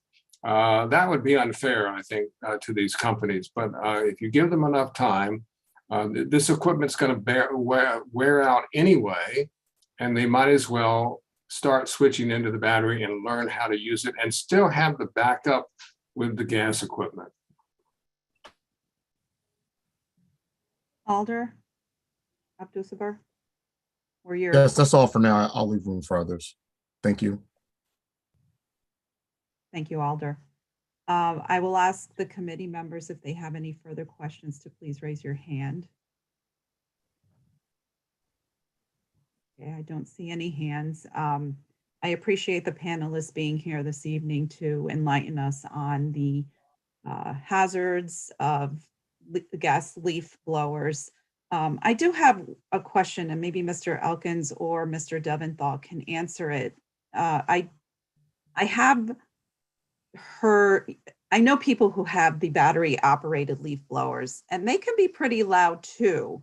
So what is the main concern? You know, I don't know the decibel levels of the battery operated leaf blowers, but can you just enlighten us on maybe a brief explanation on the decibels of a battery operated versus the gas? If I could speak to that first, this was a major concern in DC. We wanted to make sure we were being fair to the gas powered operated blowers. If you look on the label that you find that the industry puts on each of these pieces of equipment, you could be led to believe that the decibel level of some of the quieter gas-powered leaf blowers is in fact the same as the battery. But in fact, we paid for a study directed by the Quiet Communities Incorporated up in Boston, in which we essentially hired a worldwide respected acoustical company to run the tests. And in my testimony, I give the citation to the study so you can read it yourself. And what we found was that the test that the industry uses to test their equipment is a test that maybe not intentionally on their part, because we didn't have battery operated equipment when they set the test, but that in fact favors the gas powered, because it does not record the low frequency sound, which then goes throughout the neighborhood and penetrates walls and windows in a way that the higher pitch sound from battery operated equipment does not have. And so, you know, I don't want to go into all the details here, but basically, if you can read my testimony, you'll see that I try to lay this out in some detail and give you the citations. And so the battery equipment is quieter in the sense of both the effect on the operator and on the effect of the community. I appreciate that. Thank you. And then there's also another concern, and that is the disposal of the batteries themselves once they die out. So what is the lifespan of a battery if it is used personal use, professional use? What is the lifespan of the battery? And once it dies, where does it go? How is it disposed properly? Because that's also a environmental concern. I don't know who can speak on that, if it's Mr. Elkins or Mr. Delventhal. And we may not know. Well, I might say that these batteries, of course, are not limited to just leaf blowers. This is becoming a prevalent technology in our society. And I agree with you that the proper disposal of batteries is something of concern, but it certainly isn't limited to to leaf blowers. I think I would advise that any community that decides to encourage the use of more battery operated equipment it would be helpful to have pretty good guidelines about how these batteries are disposed of and taken care of. I would only say that keep in mind that these gas powered devices are wear out as far as we can tell much quicker than the battery ones, and that they are going into the landfill or wherever they're going as well. So it's not as if the only disposal problem is on the battery side. It's a different kind of disposal problem, but this industry goes through equipment very quickly. Thank you. And Got it. There are a lot of equipment, including cars now with the electric cars, that we need to be also conscientious of how we dispose of those batteries. But thank you. I appreciate your explanation. Any other questions from my colleagues on the committee? Please raise your hand if you have questions for our panelists. Okay. Seeing none, again, thank you panelists for being here this evening. I am going to open it up to the public. You're welcome to stay on to listen to the testimony from the public. I also want to recognize that we do have city officials and departments that are on this call. Our engineering, Giovanni Zinn, our city engineer is here listening in, as well as our Chief Administrative Officer, Regina Rush-Kittle, the Deputy CAO, Rebecca Bombero, our Director of Parks, Jeff Pescazolito, and our Deputy Director of Parks, William Carone. They are listening to all of the comments this evening, and I'm sure that we will have conversations with them as well. And again, before I open it to the Go Misty. testifiers, I just want to say that we did receive testimony from the following individuals. So for the Go ahead, record, Misty, what's up? Hey, Mr. Lucas, you're not muted. If you don't mind muting yourself, that would be appreciated. So again, written testimony that we have received is from Colin Taya, Stasia Brzezinski, Adam Callahan, Dan Deventhal. We did receive your written testimony as well. Jeannie Dubino, Jonathan Hawkins, Andrew Heisel, Kimberly Jonarone, Nina Lentini, Vivica Morris, Paula Panzarella, Nikki Strong, and Rebecca Weiner. I do see some of these names as attendees that are signed up to also give verbal testimony.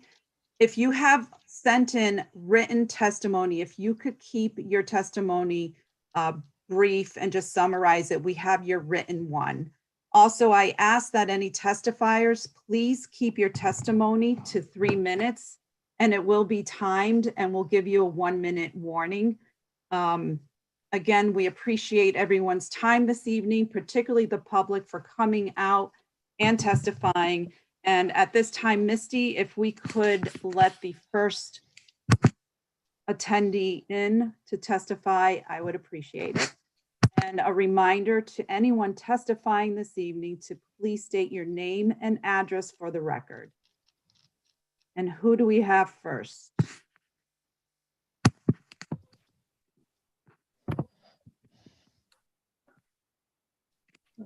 Mr. Michael Frawley, welcome.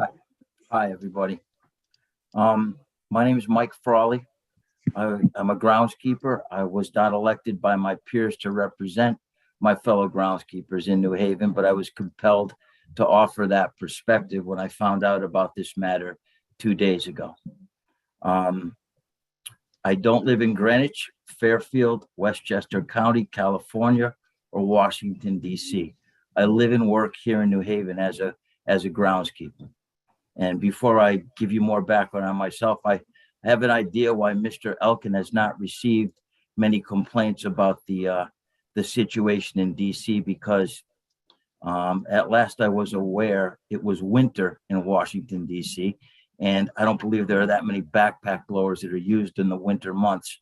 I think if we can get him back and speak with him in maybe 10 months, we can get some more appropriate feedback from how that situation is going. Now back to me, just a quick background. I have a company which I started in 1980, Greater New Haven Landscaping. My family owns 2 businesses in the city of New Haven. My wife owns a cafe in Westville, and I own a landscaping company. My service is owned and operated by myself and my son and a handful of other employees. We offer year-round groundskeeping and snow removal to New Haven residents and some commercial property. All right, so the question is about gas-powered backpack blowers. Why do we use them? First, they're a very essential and irreplaceable tool in our arsenal. Their maneuverability, their power, their versatility, and their efficiency are incomparable with other options available to us at this time. They're irreplaceable by handheld blowers, which do not have the same ability to perform the job, and walk-behind blowers are way too strong and way too heavy to get into some of the areas where these smaller units are able to be productive. There are multiple manufacturers currently producing electric type of blowers. Husqvarna, Echo, Ryobi, DeWalt, all of these products are available right now. But what Dan doesn't tell you is that none of these are as capable as a standard gas blower, and they are all very cost prohibitive. None of them have the same abilities that a standard gas power blower has. So without much knowledge of this area, I contacted Jim Reed, who's the facilities supervisor at Yale University, and I asked how they were able to implement those non-gas products into their lawn care. And what Jim told me today is they have an agreement with the people at Yale that under ideal conditions, the battery operated equipment can perform the task as it's suggested they can. But under heavy conditions, wet conditions, autumn conditions, where the leaves have to be moved, it's impossible for those blowers to work at the same ability that a gas-powered piece of equipment can. And this is coming from a man who's been using them for the last 4 years. The cost of using non-gas powered equipment is so prohibitive that the people who have spoken so far on the board are not adequately letting the panel know how prohibitive. For example, a mower that is not using gas that is available currently ranges from $30,000 to $40,000 per unit. I personally, after 42 years in business, have never spent more than $7,000 on a mower. The current ones, again, are $30,000 and $40,000. As far as the batteries, which are needed to operate the mowers, they have a charge of about 15 minutes per battery, maybe up to 20. So that would mean over the course of a day, you would need a couple of dozen of batteries to operate a single electric handheld blower. Most of the groundskeeping services in the New Haven area just simply cannot afford that financial type of output to continue to do what they do for a living. A $75 trade-in is absolutely nothing compared to the cost that you would need to incur to be able to run those types of products. And furthermore, when I went to the supplier for these products today, I found out that Yale University has ordered products, a non-gas product from this company that is over a year on back order, and they cannot get these products in. So the technology is there. Manufacturers are trying to duplicate the abilities of gas. Up. Are you going to wrap it up? I gave you extra time. I'm sorry. Okay, this is important. We're talking about the noise pollution. Okay, City of New Haven ordinance. Noise from domestic power equipment such as but not limited to power saws, grinders, garden tools, or similar devices can be operated between the hours of 7 and 10 p.m. Monday through Saturday and 9 to 9 on Sundays. As far as decibels go, this is what people need to be aware of. A whisper is 30 decibels. Normal conversation is 60 decibels. The average radio volume is 75. A vacuum cleaner is 75. When a phone rings, it's 80. When a power mower works, it's 90. When you use a hand drill, it's 98. A chainsaw is 110. Most of the backpack blowers, Home Depot's average backpack blower is between 65 and 75 decibels. That's important that people know. So it's not blown out of proportion in terms of the noise pollution. Thank you, sir. If you have your written testimony, you can actually submit it. And I it will, will have to do that, ma'am, because there is so much information that I have that I had to comprise in the limited available time I had. I need to get this over to the people who are going to make this decision. yeah. So my suggestion is send your written testimony to public testimony, all one word, at newhavenct.gov. And you email it to that email address and we will receive it. And I appreciate you coming out. And each of the alders will be able to review it. Yes, the committee will receive the information. So thank you for coming out. I appreciate it. Misty, if we can have the next speaker. And I just want to remind folks, you're limited to 3 minutes, not because we don't want to hear from you, but there are many attendees who would like to speak tonight, and it's already 8 o'clock. And I hate to use the time because this is an important topic, but it's also important to know that you can all submit this written testimony. I mentioned names earlier of ones that did submit. And if you could keep your testimony to 3 minutes or less, that would be appreciated. I see Vivica Morris, if you could state your name and address for the record, please. And we did receive your written testimony. Great. Thank you all so much. My name is Viveka Morris. My address is 227 Church Street, apartment 6F. I've lived in New Haven for 9 years. I'm here to urge you all to please work to phase out gas-powered leaf blowers in our city as soon as possible. As we know, these machines are deafening. As the excellent presentations and research tonight made clear, they're unnecessary. They're major public health threats, and they're harming the quality of life of all of us who live and work in New Haven in significant ways. In addition to the many ways that they're harming people, which have been explained, I'd like to make sure that you're aware of the many ways that these gas-powered leaf blowers are also harming our city's birds and wild animals. Leaf blowers remove topsoil, they destroy nests, they injure birds, they dislodge the leaf litter and insects that these living things depend on. And birds depend on sound in particular to find mates, to avoid predators, and more. Extreme noise pollution that comes from that comes from these leaf blowers can affect how the birds reproduce. It can drive them away from the noisy areas. It results in changes in how they communicate, and it causes these animals chronic stress and anxiety.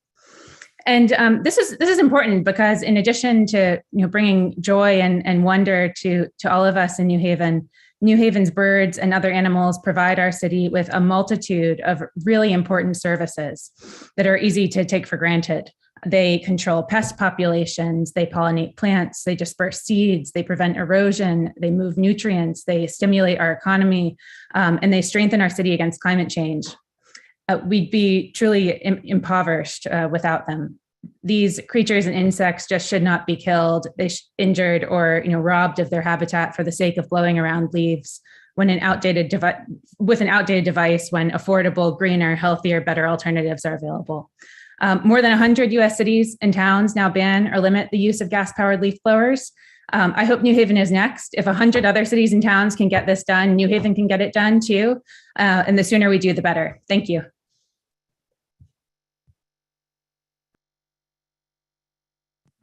Thank you for your testimony. Let's see. Who do we have next? Is it Elizabeth Dempsey? State your name and address for the record and proceed with your testimony. Sure. Hi, my name's Elizabeth Dempsey, and I am from Quiet Yards, Greenwich, so from the town of Greenwich. And I just wanted to address a couple of comments, not to interfere with what Stanford is deciding for itself, but some of our research that we've been looking at says that lithium can be recycled, and that it's advised under, if you look on the EPA website, that it should be recycled. And I found that Home Depot and Lowe's accept the lithium batteries for recycling. I don't know a lot of the technical details about how the metal is actually done, but it was something that is important for us to look at. So the other thing I was going to mention was to the previous landscaper, and I think that he brought up some excellent comments. That, you know, one does have to look carefully at the financing, but again, I think you all are talking about blowers and not necessarily mowers. And, you know, today there's, I was just actually looking at a Ryobi that's coming out in June where you can get an entire package of multiple batteries, 4 batteries, a charger and a blower for $800, which is less than some of the higher powered blowers that are out there. The other point I would make is that generally the high-powered blowers that even if all decibels were created equally, and we know that they're on a logarithmic scale, as one of the previous people testified, most of the top blowers are really more at 100 decibel level, and most of the highest powered electric are around 70 to 80, and a difference of 10 decibels is like a 50% difference on the impact of your ears. Secondly, we know that the electric sound waves are at a higher frequency. They don't penetrate walls and windows or cross property boundaries the same way as the lower frequencies that are produced by gas-powered blowers. So there is quite a bit of difference. So I just wanted to add that to the conversation because we've been researching it carefully. Thanks very much for listening. Thank you. Have a good night. Thanks for coming out. I only see the first name, which is Jonathan. Hi, that's probably me, Jonathan Hawkins. Yeah. So my name is Jonathan Hawkins. I live at 548 Orange Street, and I'm testifying in favor of phasing out leaf blowers as soon as possible. So I think we've all been working from home a lot since the pandemic started, and I think it's just evident to anyone who has tried to work while there's a leaf blower going in the neighborhood. Like it's not possible if you live in an apartment. You know, a lot of the housing stock in New Haven, they're rentals, they have old windows, they don't keep out the sound. And so, you know, there are just hours at a time when it's impossible to work, and that's like a real problem. I'm also here because I'm an economist, and so we've heard a lot about the public health effects, but I just wanted to add that there's recently been a lot of really nice papers written in the economic literature that link high air pollution to all kinds of negative social outcomes, everything from, you know, low birth weights and infant mortality to low test scores and even violent crime. So I think if we phase out these these gas-powered leaf blowers, it will not only make a lot of residents happier and more productive, it will also yield large dividends for public safety and health. So that's all I have. Thank you so much for considering this question, and have a great evening. Thank you. And thank you for your testimony. Casey Frawley.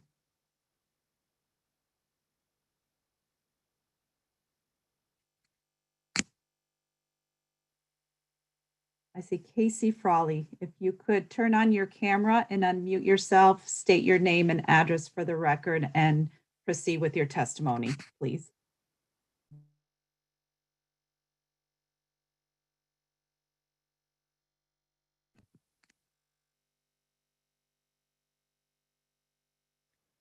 Are you there? Again, Casey Frawley.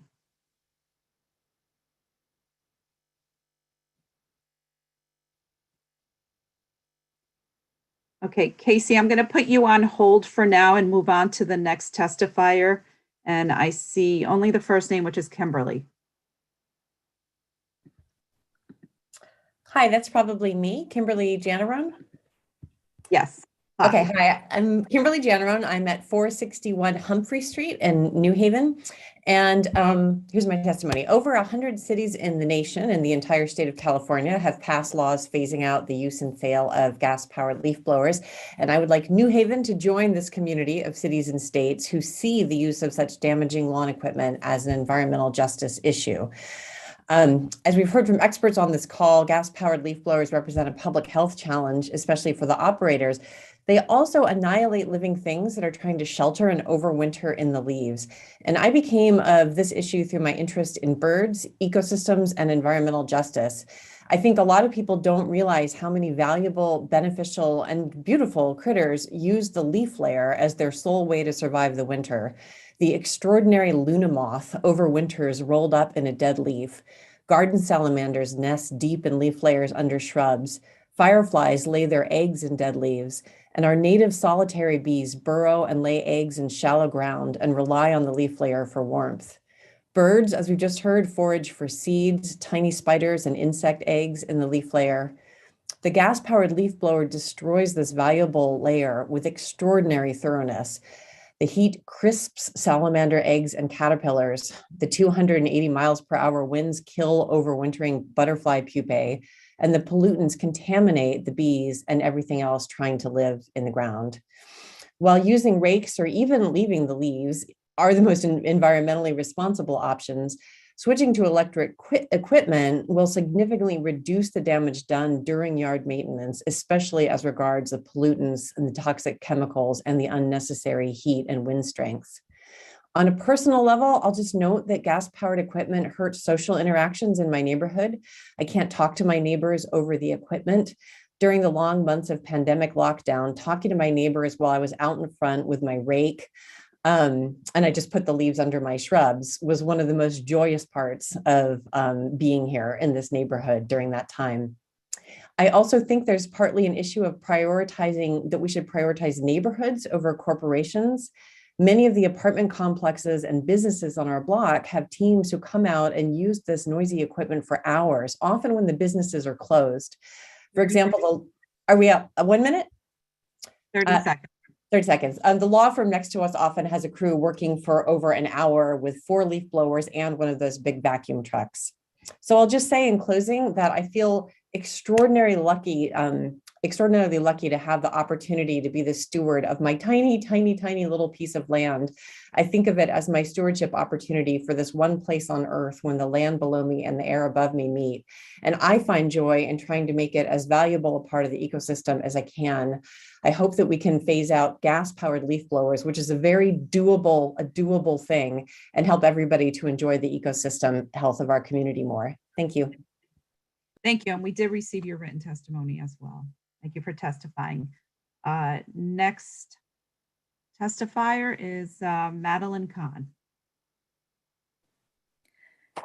Madeline Kahn, 54 Cleveland Road. I'm reading a letter from Jessica Feinlib, MD, an assistant professor at the Yale School of Medicine.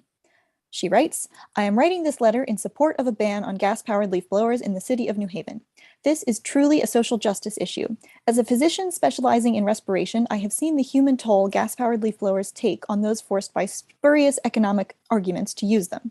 Those that have limited choices in their working conditions are forced to be exposed to gas-powered leaf blowers for hours a day, 5 to 6 days a week, for years on end. Additionally, the entire community suffers the ravages of high levels of pollution, noise, and the risks of global climate change. We should take this opportunity to protect the health of workers whose voices are literally drowned out by these gas-powered devices. For the most part, these gas-powered devices are forced on workers by their employers who are loath to make any modest investment to reduce this risk to their workers' lives. In fact, the economic argument against electric leaf blowers is false when the life cycle cost of the device is taken into account. Gas-powered leaf blowers are a threat to the health of those who use them, and adults and children in the surrounding area. Gas-powered leaf blowers produce a disproportionate amount of greenhouse gases and air pollution. Electric alternatives to gas-powered leaf blowers are ubiquitously available and are not cost prohibitive. In our area, electric leaf blowers can be purchased with multiple additional batteries to support a full workday for between $300 and $500. Electric devices have a longer lifespan than gas-powered ones. Electric leaf blowers have a lower cost of operation. Gas-powered leaf blowers require special blends of gas that are very costly. While the transition to electric leaf blowers has an upfront cost, their cost of ownership makes up for this in 1 to 2 years. If the city mandates the transition to electric leaf blowers, this action will level the economic impact on yard care companies and reduce the economic forces against making the upfront investment in electric leaf blowers. Many towns have already enacted a ban on these devices in our state and other states. California is set to enact a statewide ban on them. Jessica or Dr. Feinlib writes that she has been a New Haven resident since 2003 at 72 Barnett Street.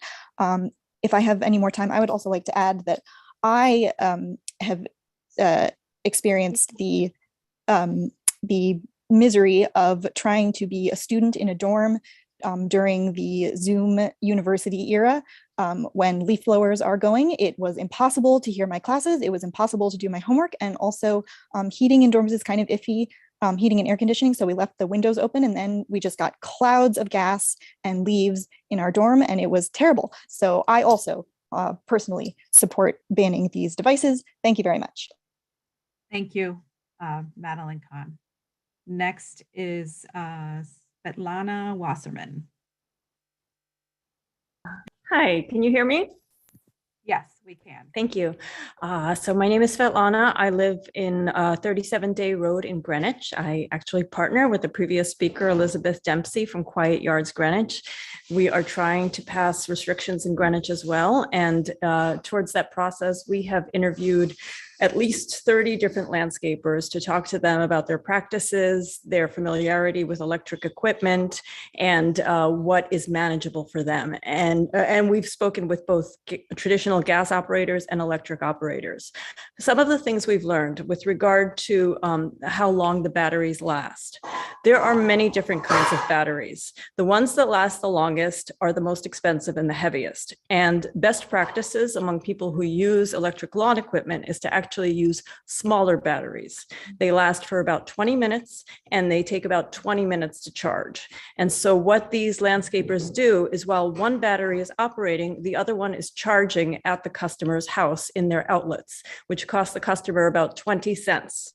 That reduces the cost to the landscapers of purchasing. I think the previous landscaping speaker said that they would have to have dozens of batteries. They don't. They need 2 batteries per blower. And the cost of those combined as a package is pretty comparable to what a gas blower costs and much cheaper when it comes to maintenance because you do not have to keep refilling it with fuel and cleaning it and storing the gas in the winter. And lastly, I also wanted to address a comment made previously about how the decibel noise of gas blowers is 65 or 75. This is really misrepresentative because there is a lack of reporting standards for decibel noise on lawn equipment. So when that noise is reported, it's not clear whether that relates to the blower operating at the lowest speed or the highest speed. And as Mr. Elgin from DC mentioned earlier, they actually did an acoustic study of the sound as they heard it. And at the source, those gas blowers operate at about 100 decibels or more. And at 50 feet away, they operate at about 65 to 73 decibels. Thank you so much for hearing my comments. And I wish you luck in passing your ordinance and hope that we will be able to join you. Thank you. Thank you for testifying. Andrew Holds.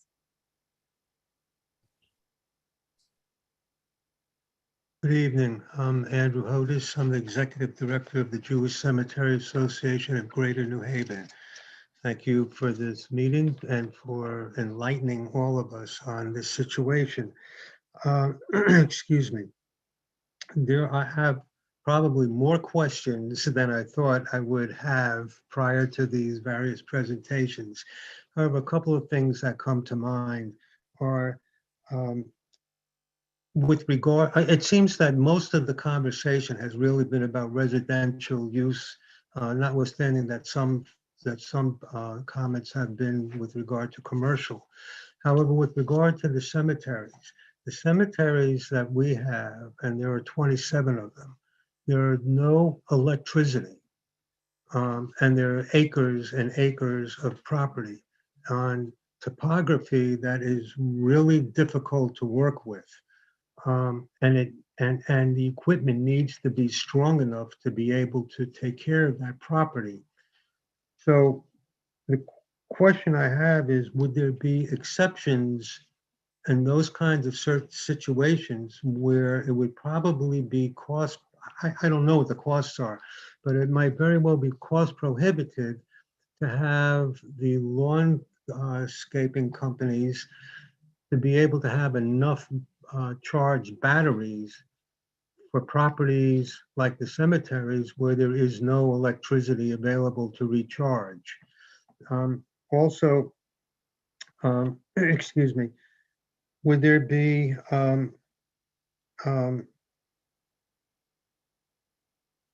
no, I'm sorry, I have so many scribbled notes because I wasn't aware of all the information that was going to be presented this evening, and I would like to be able to put together those notes and submit them in a much more cohesive fashion.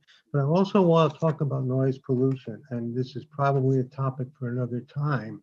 But what about all the noise from the cars where the radios are blasting all the time, just blasting, and those bass vibrator and the bass are constantly vibrating? Is that something that under is this meeting for just for the equipment, or is it also of an environmental concern about things of that nature? Well, to answer your question, tonight's public hearing is regarding gas-powered leaf blowers. And we have been touching on the noise factor as well, but your comments are very much appreciated and welcomed, since that is a concern in the city as well. Okay, thank you. Thank you for the opportunity. Sir, you may enter your public testimony if you want to send an email, as you mentioned, to publictestimony@newhavenct.gov. Misty, maybe we could put it in the chat.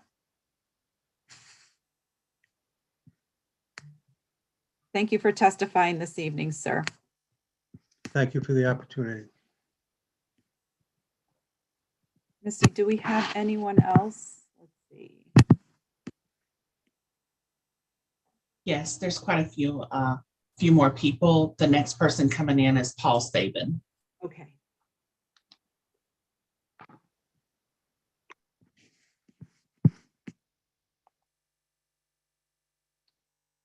Good evening, Mr. Sabin. Good evening. Good evening. Hold on a sec. Let me just get my video on here. There you are. There I am. Great. Yeah, I'll be very brief. There's been a lot of great points made here, and I just wanted to come out and support the phase out of the gas-powered leaf blowers. I think that it is a very attainable and worthwhile thing for the city to do. I think as the data shows, and as much of the testimony has suggested, that I just want to sort of exclaim at just how amazing it is how polluting these devices are. It's really extraordinary. And if you look at the data, it's kind of insane that they're still out on the streets being used, given how much how bad they are for the air. And I also think that it's remarkable just how literally crazy making they are for the people who listen to them, which is, I think, demonstrated by the many people who are here testifying. And I think that it is possible. Technologies are advancing rapidly, and there's a move, in cities and states around the country to electrify, and they're being banned elsewhere. And I think that New Haven can lend its support and be part of this transition, sending a signal to the marketplace. And I just would say, that this is really a commons issue where basically, the landscapers and users of the devices are really putting the noise and the air pollution and all the other damages on all the people around them. And this is a place where it really is the opportunity and the responsibility of the city to step in and sort of stand up for a broader public interest. And I hope that'll be part of a larger effort to advance, a quiet community in New Haven to the extent possible. And also there are other areas where cleaner air interventions are possible. And that I hope the committee and the board will undertake some of those other initiatives in the future. Thank you.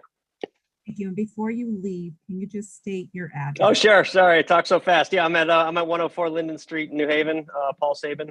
And thanks so much for hearing my testimony. Thanks for joining us this evening. Have a good night.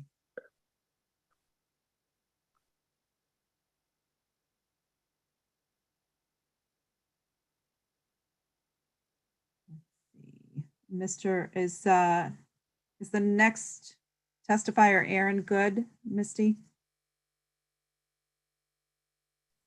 That is correct, yes. Okay, if we can let Aaron in. Good evening, Mr. Good. Hi, Madam Chair. Great to see you as always, and your Vice Chair Alder Singh. Great to see you, and other friends on the Board of Alders, Alder Winter and Miller, and the rest of the committee. I don't have too much to add to the voluminous testimony that you've heard tonight. Much of it very compelling, and I'm glad you heard some different perspectives on this issue. I've been a volunteer with the Jewish Cemetery Association of New Haven. I know where they're coming from, and I know where the groundskeepers and the landscaping companies are coming from.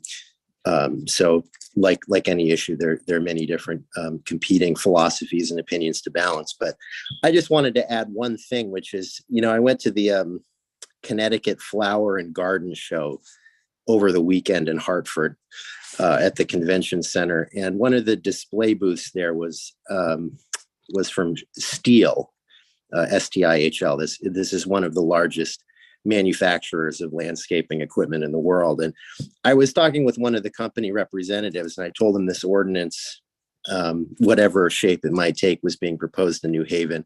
And he kind of shrugged and said, everybody in my industry knows that 10 years from now, basically all leaf blowers will be battery powered. That's just the reality. The two-stroke engines are going the way of leaded gasoline and rotary phones and fax machines. There may still be a few old gas blowers still functioning in 2030, but they're going to be the exception to the rule. Battery technology is improving so fast right now because of Tesla and electric cars. It's not quite where we want it yet, but it's very close. And I think once we get to the tipping point, the transition here from gas to electric is going to come very quickly. So this isn't to say New Haven should or shouldn't do this type of ordinance. You might say that's an argument to just wait and let it happen by itself. But I would say whatever downside there is to this type of regulation is going to be very short-lived, because this transition is already happening. The manufacturers certainly realize that. I think the industry realizes this, and they're acting accordingly with their product lines. So I think the question for the Board of Alders is whether to help accelerate this inevitable transition to a different technology, a cleaner, greener technology, or to just try to prolong that transition. So that's all I have. Thank you very much, Madam Chair, as always. Thanks for joining us this evening. I'm sure the show was beautiful too. And thank you for that information. Next on for testifiers is it Raymond Terlaga? If we could let Mr. Terlaga in.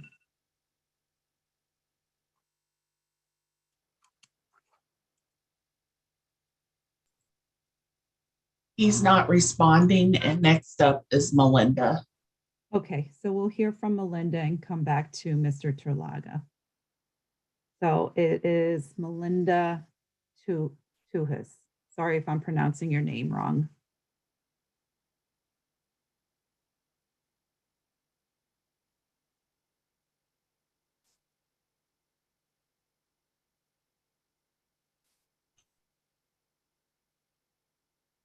Are they responding, Misty? No, none of the people that we have listed right now to speak are responding. Mr. Houseladen?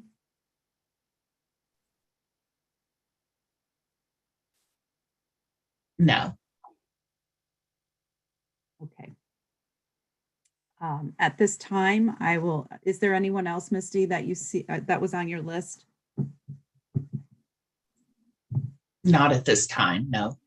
Okay, so if there is anyone from the public that would like to speak on this item, please raise your hand and let us know. I see Mr. Holohan. Hello, Alder Festa, Madam Chair. Good evening. Good to see you. If you could state your name and Good evening. address Good. for the record. I will. I'm Tim Holohan at 404 Yale Avenue in New Haven. And I, as Aaron Good said, there's been a lot of great testimony, and I don't want to repeat too much. Excuse me. I do want to speak in favor of the proposed ordinance. I'm happen to be a neighbor of a client of one of the landscapers who spoke earlier. And when my 7-year-old was doing her pandemic classes, she happened to be sitting on the side of the house that fronted or adjoined our neighbor, and she was completely unable to participate in the classes because of the volume of the leaf blowers, even with the windows completely closed, and we have good, relatively soundproof windows. So she could move, not that big a deal, but the idea that they're no louder than a phone ringing is completely absurd. If anybody hasn't had time to Google, you can buy high quality, industrial quality electric riding mowers for $5,000. So the idea that you have to pay $30,000, I'm sure you can pay $30,000 for one, but you don't have to. There's good quality equipment. My next mower, my old electric, which was a corded one, has failed, but my next one, it lasted 18 years, much longer than any gas-powered mower I've used. My next mower will be electric, battery-powered for sure, and there's lots of exciting changes in the technology happening. I wanted to illuminate one other detail that might not have been clear. People have mentioned heavy metals. All the houses in New Haven were painted with lead paint for generations. And even if those houses have been torn down, that lead paint, when it was stripped from the houses, got into the soil. And so we have a lot of lead in our city soil. And using these high-powered blowers to just raise that dust into the air every year repeatedly makes no sense. Aside from the other emissions issues, the fact that we're one of the top 10 asthma cities, problem cities for asthma in the country, there's just so many reasons that this is a good idea. It's going to happen anyway. It is affordable. It is doable. And as everyone has said, the battery technology is improving almost on a daily basis. So I strongly urge the elders to make the more environmental decision here and support this ordinance. Thank you very much for the time. Thank you for joining us this evening and for testifying. Once again, I will put it out there. If there is anyone from the public that would like to speak on this item, please raise your hand. For a second time, is there anyone from the public that would like to speak on this item? Please raise your hand. And for a third time, if there's anyone from the public that would like to speak on this item, raise your hand and we will allow you to testify. I think I see a hand up.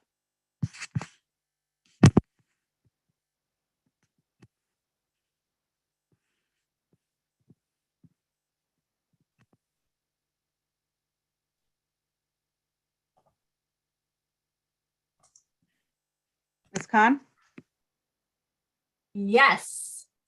Thank you so much. I just want to thank you already for persevering, for hearing everybody out. And we have a lot more questions we need answered, but I hope we get answers. I hope we move forward. And thank you for doing this.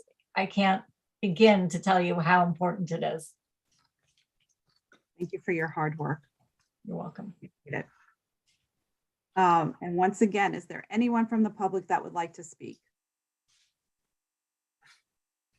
Anyone from the public that would like to speak, please raise your hand. Anyone from the public would like to speak, please raise your hand. Okay, seeing no hands, do I hear a motion to close the public portion of the meeting? Madam Chair, I make a motion to chair the public portion. Second. The motion has been made and seconded. Any discussion on closing the public portion? All in favor of closing the public portion, please say yay. Alder Singh. Yay. Alder Winter. Yay. Alder Miller. Yes. Yay. Alder Barco. And Alder Abdusabar. Yay. And I'm a yay as well. The public portion has been closed. Hey, Madam Chair. Who's speaking? Alder Ponzo. Mr. Ponzo. Alder Ponzo, sorry. Yay? Is that what you're supposed Did I to call say? you? No. Oh, I thought I did. I'm sorry. You're That's a okay. all yays. Okay. The public. That's fine. I thought I did. My apologies, sir. No, that's no problem at all. Public portion has been closed. We were all yays. Do I hear a motion to move item 1? Madam Chair, I move item 1. Second. The item has been moved and seconded. Any discussion on item 1? Raise your hands if you have anything to say. Alder Abdusabar. Yeah, so just want to make sure. All right, so we move the item. The next step is what? So once we move it. We are going to discuss it and then make a vote. So if you have any comments you would like to make or amendments, suggestions, concerns, you can voice them at this time. Yes. So yes, I do. I have several concerns. So I'll start here. I'm concerned about the cost analysis to implement and monitor this. So will the city hire a person? If so, what division will they be assigned to? Will there be a penalty involved with this, like a ticket? And if so, who's going to issue it? Who also will monitor this? Because this sounds a lot like it would turn into a police officer scenario where somebody will get on the phone and call the police and say this, they're not complying, and the police shows up. We're spending city resources on that. So I'd like to know. Oh, you're muted. You just got muted. Madam Chair, just a point of order or clarification. I believe we moved item 1, the item about the land sale to the state. I Correct. just want to clarify that. Thank you, Alder Winter. Alder Abdusabar, are you referring to item 2 or item 1? I was referring to item 2. I'm sorry. So item 1, I have no comments other than the ones I've already made. Thank you. Thank you, sir. Alder Singh? No comment, Madam Chair. Alder Winter? Thank you, Madam Chair. I think Alder Abdusabar raised some important issues about this item, but I think that we ought to favorably recommend the item to the full board. The city and the state very often have land transactions, and I don't think that this is worth kicking up a lot of dust or hiring a assessor to come up with another price. I think the price is reasonable, and I think that the city has benefited greatly from a cooperative relationship with the state when it comes to leasing and acquiring land. So it is a two-way street. We look at Union Station, where we just agreed to a lease that's going to help us greatly improve the station's function for the whole community. Or If you look at the recently acquired Public Works garage that we got an incredible, it's an incredible value that we got on that property. And I think that the state is trying to achieve an important objective here in maintaining and improving this roadway. So I would encourage colleagues to support this item. Thank you, Madam Chair. Thank you, Alder Winter. Alder Miller. I also think Alder Abdusabar raises important questions. I'm glad that he did. I think that the issue is small enough that I'm comfortable moving forward with it as recommended. But I think it's important to ask these questions and to make sure that we've explored all avenues and we're not giving away land for no reason and at too little cost. Thank you. Alder Punzo, did you want to add anything? No, I don't have any questions at this time. Madam Chair, thank you. Thank you. I encourage my colleagues also to support this. It's a small piece of property. And it's also, we have to remember to maintain, as Alder Winter said, our roadways and our bridges, which is important for us to really maintain and stay on top of it. And, you know, we could always hold the state accountable if they're not holding up their end of the bargain. So with that in mind, I encourage my colleagues to support this item. Any other discussion that anyone wants to add on the committee? Okay, let's take a vote. All in favor of this vote say. I think Alder Abdusabar has, did you want to make a comment? Yeah, I just want to add one thing, Madam Chair. As I do recognize it is a small piece of property, and I agree with everyone here on the committee, I do want to just make sure that as we move forward, that this does not become the standard. If there is a way that we can seek funds for it to have independent appraisers to do this type of, so that we can be able to have for ourselves sound mind and judgment about what the cost of property is. I've noticed often in the city, we allow somebody else to give us the value of what something should cost. And we know that the homeowners, if you go out, you can get numbers. We know how appraisers work. So I would just say that in the future, can we just please be ready to seek out other resources to say, yes, we had our own independent appraiser, whatever that cost might be, just so that this doesn't become a standard operation for how we get rid of property or use it or share it. Thank you. Thank you, Alder. Any other discussion? Okay, seeing none, we will take a vote. I am in support of this item, so I'm a yes. Alder Singh. I'm a yes, I'm in support of this item. Alder Winter. Yes. Alder Miller. Yes. Alder Punzo. Yes. Alder Abdusabar. Yes. Okay, the yeas have it. The item passes. Do I hear a motion for item number 2? This will be a read and file. And you know what? Yes, do I hear a motion? Make a motion to read and file item number 2. Second. Okay, the item has been moved and seconded. Discussion, item number 2, and this is regarding the gas-powered leaf blowers. Alder Singh. Thank you, Madam Chair. There were some great points that's raised in this workshop, and it opened up a lot of eyes going forward, but I still think there's technology that is coming forward. One of our testified that in a few years, that most of the equipment will be, moved to electric powered. So I think in hindsight that this will kind of, moving forward with greener technology. So we need to, look at this in its totality, how would it affect. We need to take in the size of lawn, what size of lawn. In New Haven here, most of our lawns are like under ½ acre. Residence for itself, hard, hardly use leaf blower. Most of the residents use a rake.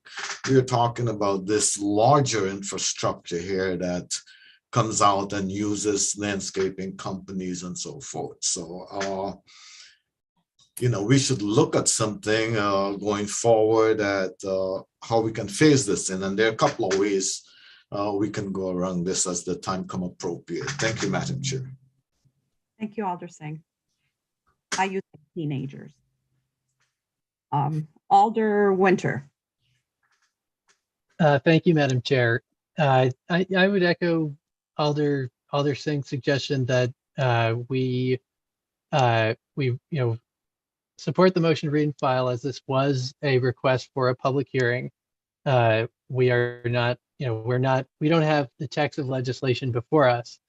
And I would also echo his suggestion that we, this committee and city staff, committee staff, corporation council work together on an ordinance language, and would like to make that request through you, Madam Chair, so that we can bring something before the appropriate aldermanic committee to address this issue.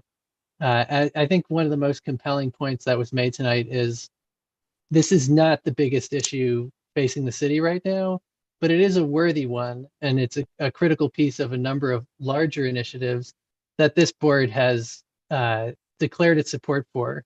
This board has stated that we have a climate emergency, and we know that the emissions from these devices are 10, 20 times that of large trucks, which is kind of hard to wrap your head around, but it's true. You can smell it if you're near them. We have set significant priorities around public health and racism as a public health crisis as well.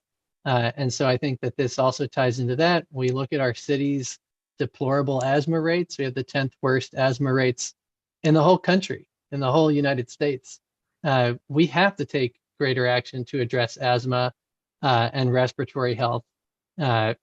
We heard repeatedly about the effect of leaf blowers on the workers themselves, on children and the elderly, and then noise. Noise is something that we heard tonight from a resident who's no longer a resident of New Haven because they were driven away from the noise in our city. And so I think there is a real quality of life issue here. I think there are major questions that we would have to answer around how long the phase-in period would be. To Alder Abdusaber's point, how would it be enforced? Is there any kind of rebate or support for local landscapers as they make the transition? But I don't think we should just leave it to the market to determine the timing of this. This is a critical and important issue, and we ought to take action. And I also think by sending a signal that this will be phased out by a certain date, it's going to actually help people to make the transition, because they'll know, okay, if I have a device that lasts for 3 years, then the next time one dies, I can replace it with an electric one. The last two things I'd want to note are, the issue of having backpack leaf blowers came up. There are electric backpack leaf blowers that can operate for really long periods of times, just like gas-powered leaf blowers now. And there are state programs as well through DEEP for recycling lithium-ion batteries. I think that is a critical piece of this environmental push, that we're not causing another big problem. But I did want to mention that there are some efforts and programs underway through the state of Connecticut. Thank you, Madam Chair. Thank you, Alder Winter. Alder Miller. Thank you, Madam Chair. I would echo the request from Alder Winter that we, through you, request that city staff and the advocates that have testified today work together on an ordinance to address this. I think it makes a lot of sense for all the reasons that have been raised. I think this is an issue that affects a lot of people in my community who are the workers. I don't hear many leaf blowers over in Fairhaven, but I know that a lot of my neighbors are the people holding them in other neighborhoods and other cities. And so I think it's important for that reason and for many of the other reasons stated. So I hope that we can move forward with this. Thank you. And I have noted work on an ordinance. Mr. Punzo. I sort of echo what, Sorry, am I up? Alder Punzo, yeah. Okay. I sort of echo what Alder Winters and Alder Miller just stated. I think this will evolve eventually on its own, but I think we need to take some action. But I also think we have to keep in mind the people that work in this industry. So whatever ordinance we come up with, I think we have to look at them and sort of help them maneuver their way through the ordinance when it's written also. Thank you, Madam Chair. Thank you, sir. Alder Abdusabar. Yes, Madam Chair. So I'll start with a happy face with possible solutions, right? So maybe we could set up or look into something like the New Haven Twin Engine Cycle Certification Program. If you're going to use this type of machine and it's gas, you have to fill out some information, put your name to it, maybe upload your business license, and New Haven charges you $50 that goes towards a fund that can be used towards the continuation of this. What I would consider would be the next stage is being able to provide OSHA 10 training to the workers, right? So if we're talking about how we can help the workers, we can give them OSHA 10, and that will empower them on how they can keep themselves safe while they're using not just this equipment, but any equipment. If we can create some grant funding, which could be part from this certification program, and figure out how we can get some grant funding to be able to phase out these materials or products. So maybe each company that's going to do this work in New Haven is eligible for $1,000 a year over a 3-year period, and they can use it to replace. And I'm speaking specifically to like the backpacks, not the super large stuff.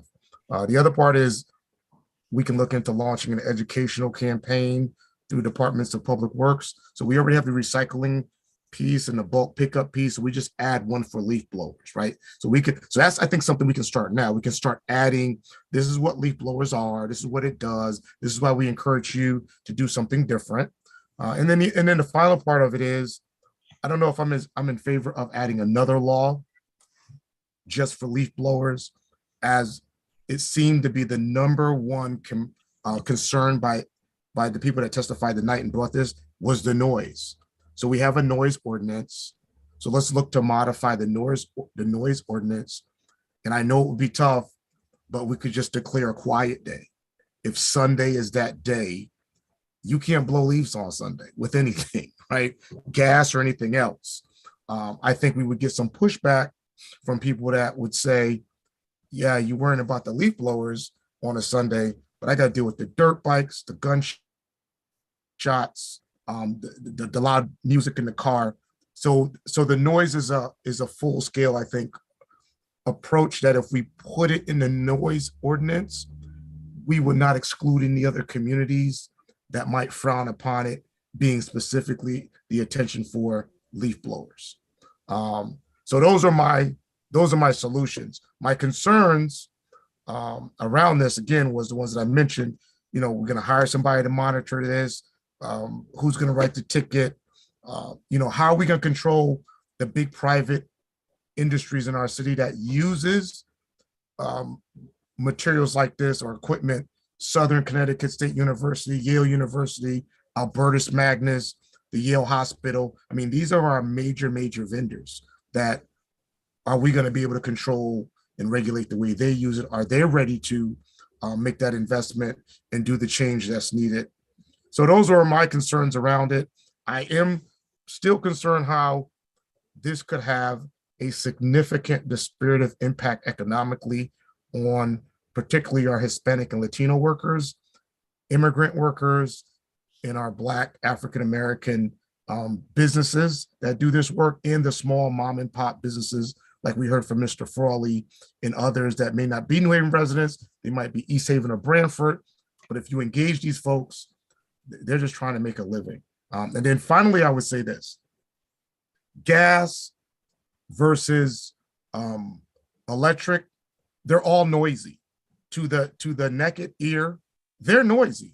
So even though the Greenway electric gas leaf blow electric blower is 87 decimals. You can buy that at Tractor Supply. You can buy a Husqvarna.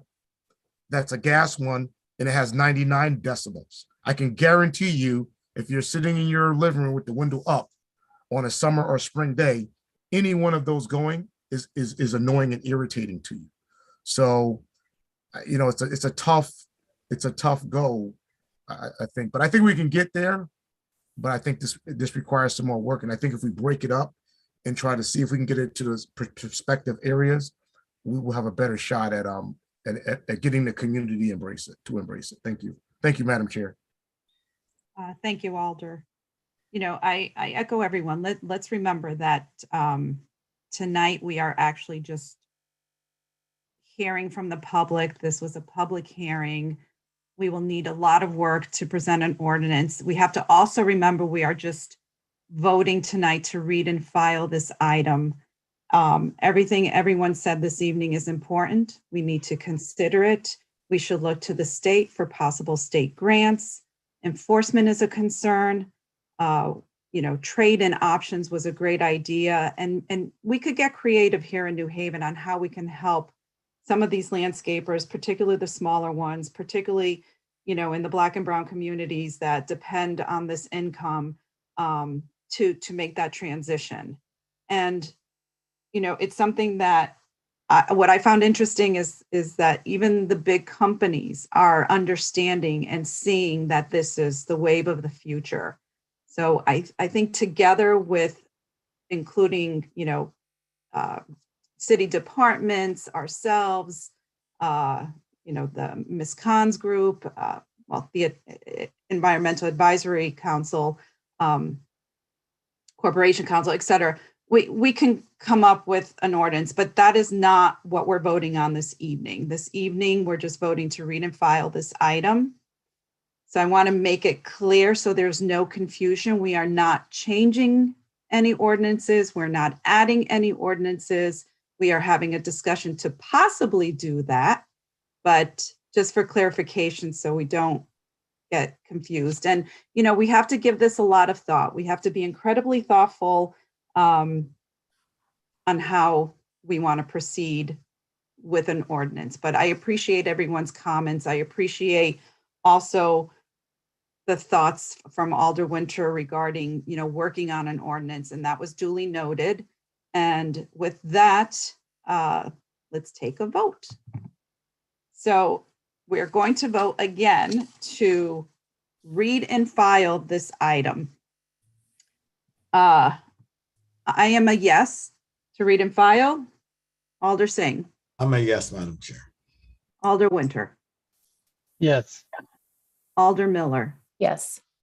Alder Punzo. Yes, Madam Chair. Alder Abdusabur. Yes, ma'am. Okay, the yeas have it to read and file. And before we adjourn, I just want to thank you all for enduring. It's almost 9 o'clock. And I also want to thank the public for sticking it through and being passionate about something that's of concern and something we have to give thought to. So thank you everyone for joining us this evening. Do I hear a motion to adjourn? I make a Motion to motion to adjourn. adjourn. Do I hear a second? Second. Is everyone in agreement to adjourn? Say yes. Alder Singh. Yes. Alder Winter. Yes. Alder Miller. Yes. Alder Punzo. Yes. Alder Abdusabur. Yes. And I'm a yes. We are adjourned. Thanks Good again. night, colleagues. Thank you, Madam Chair. Thank you. Good night. Good night.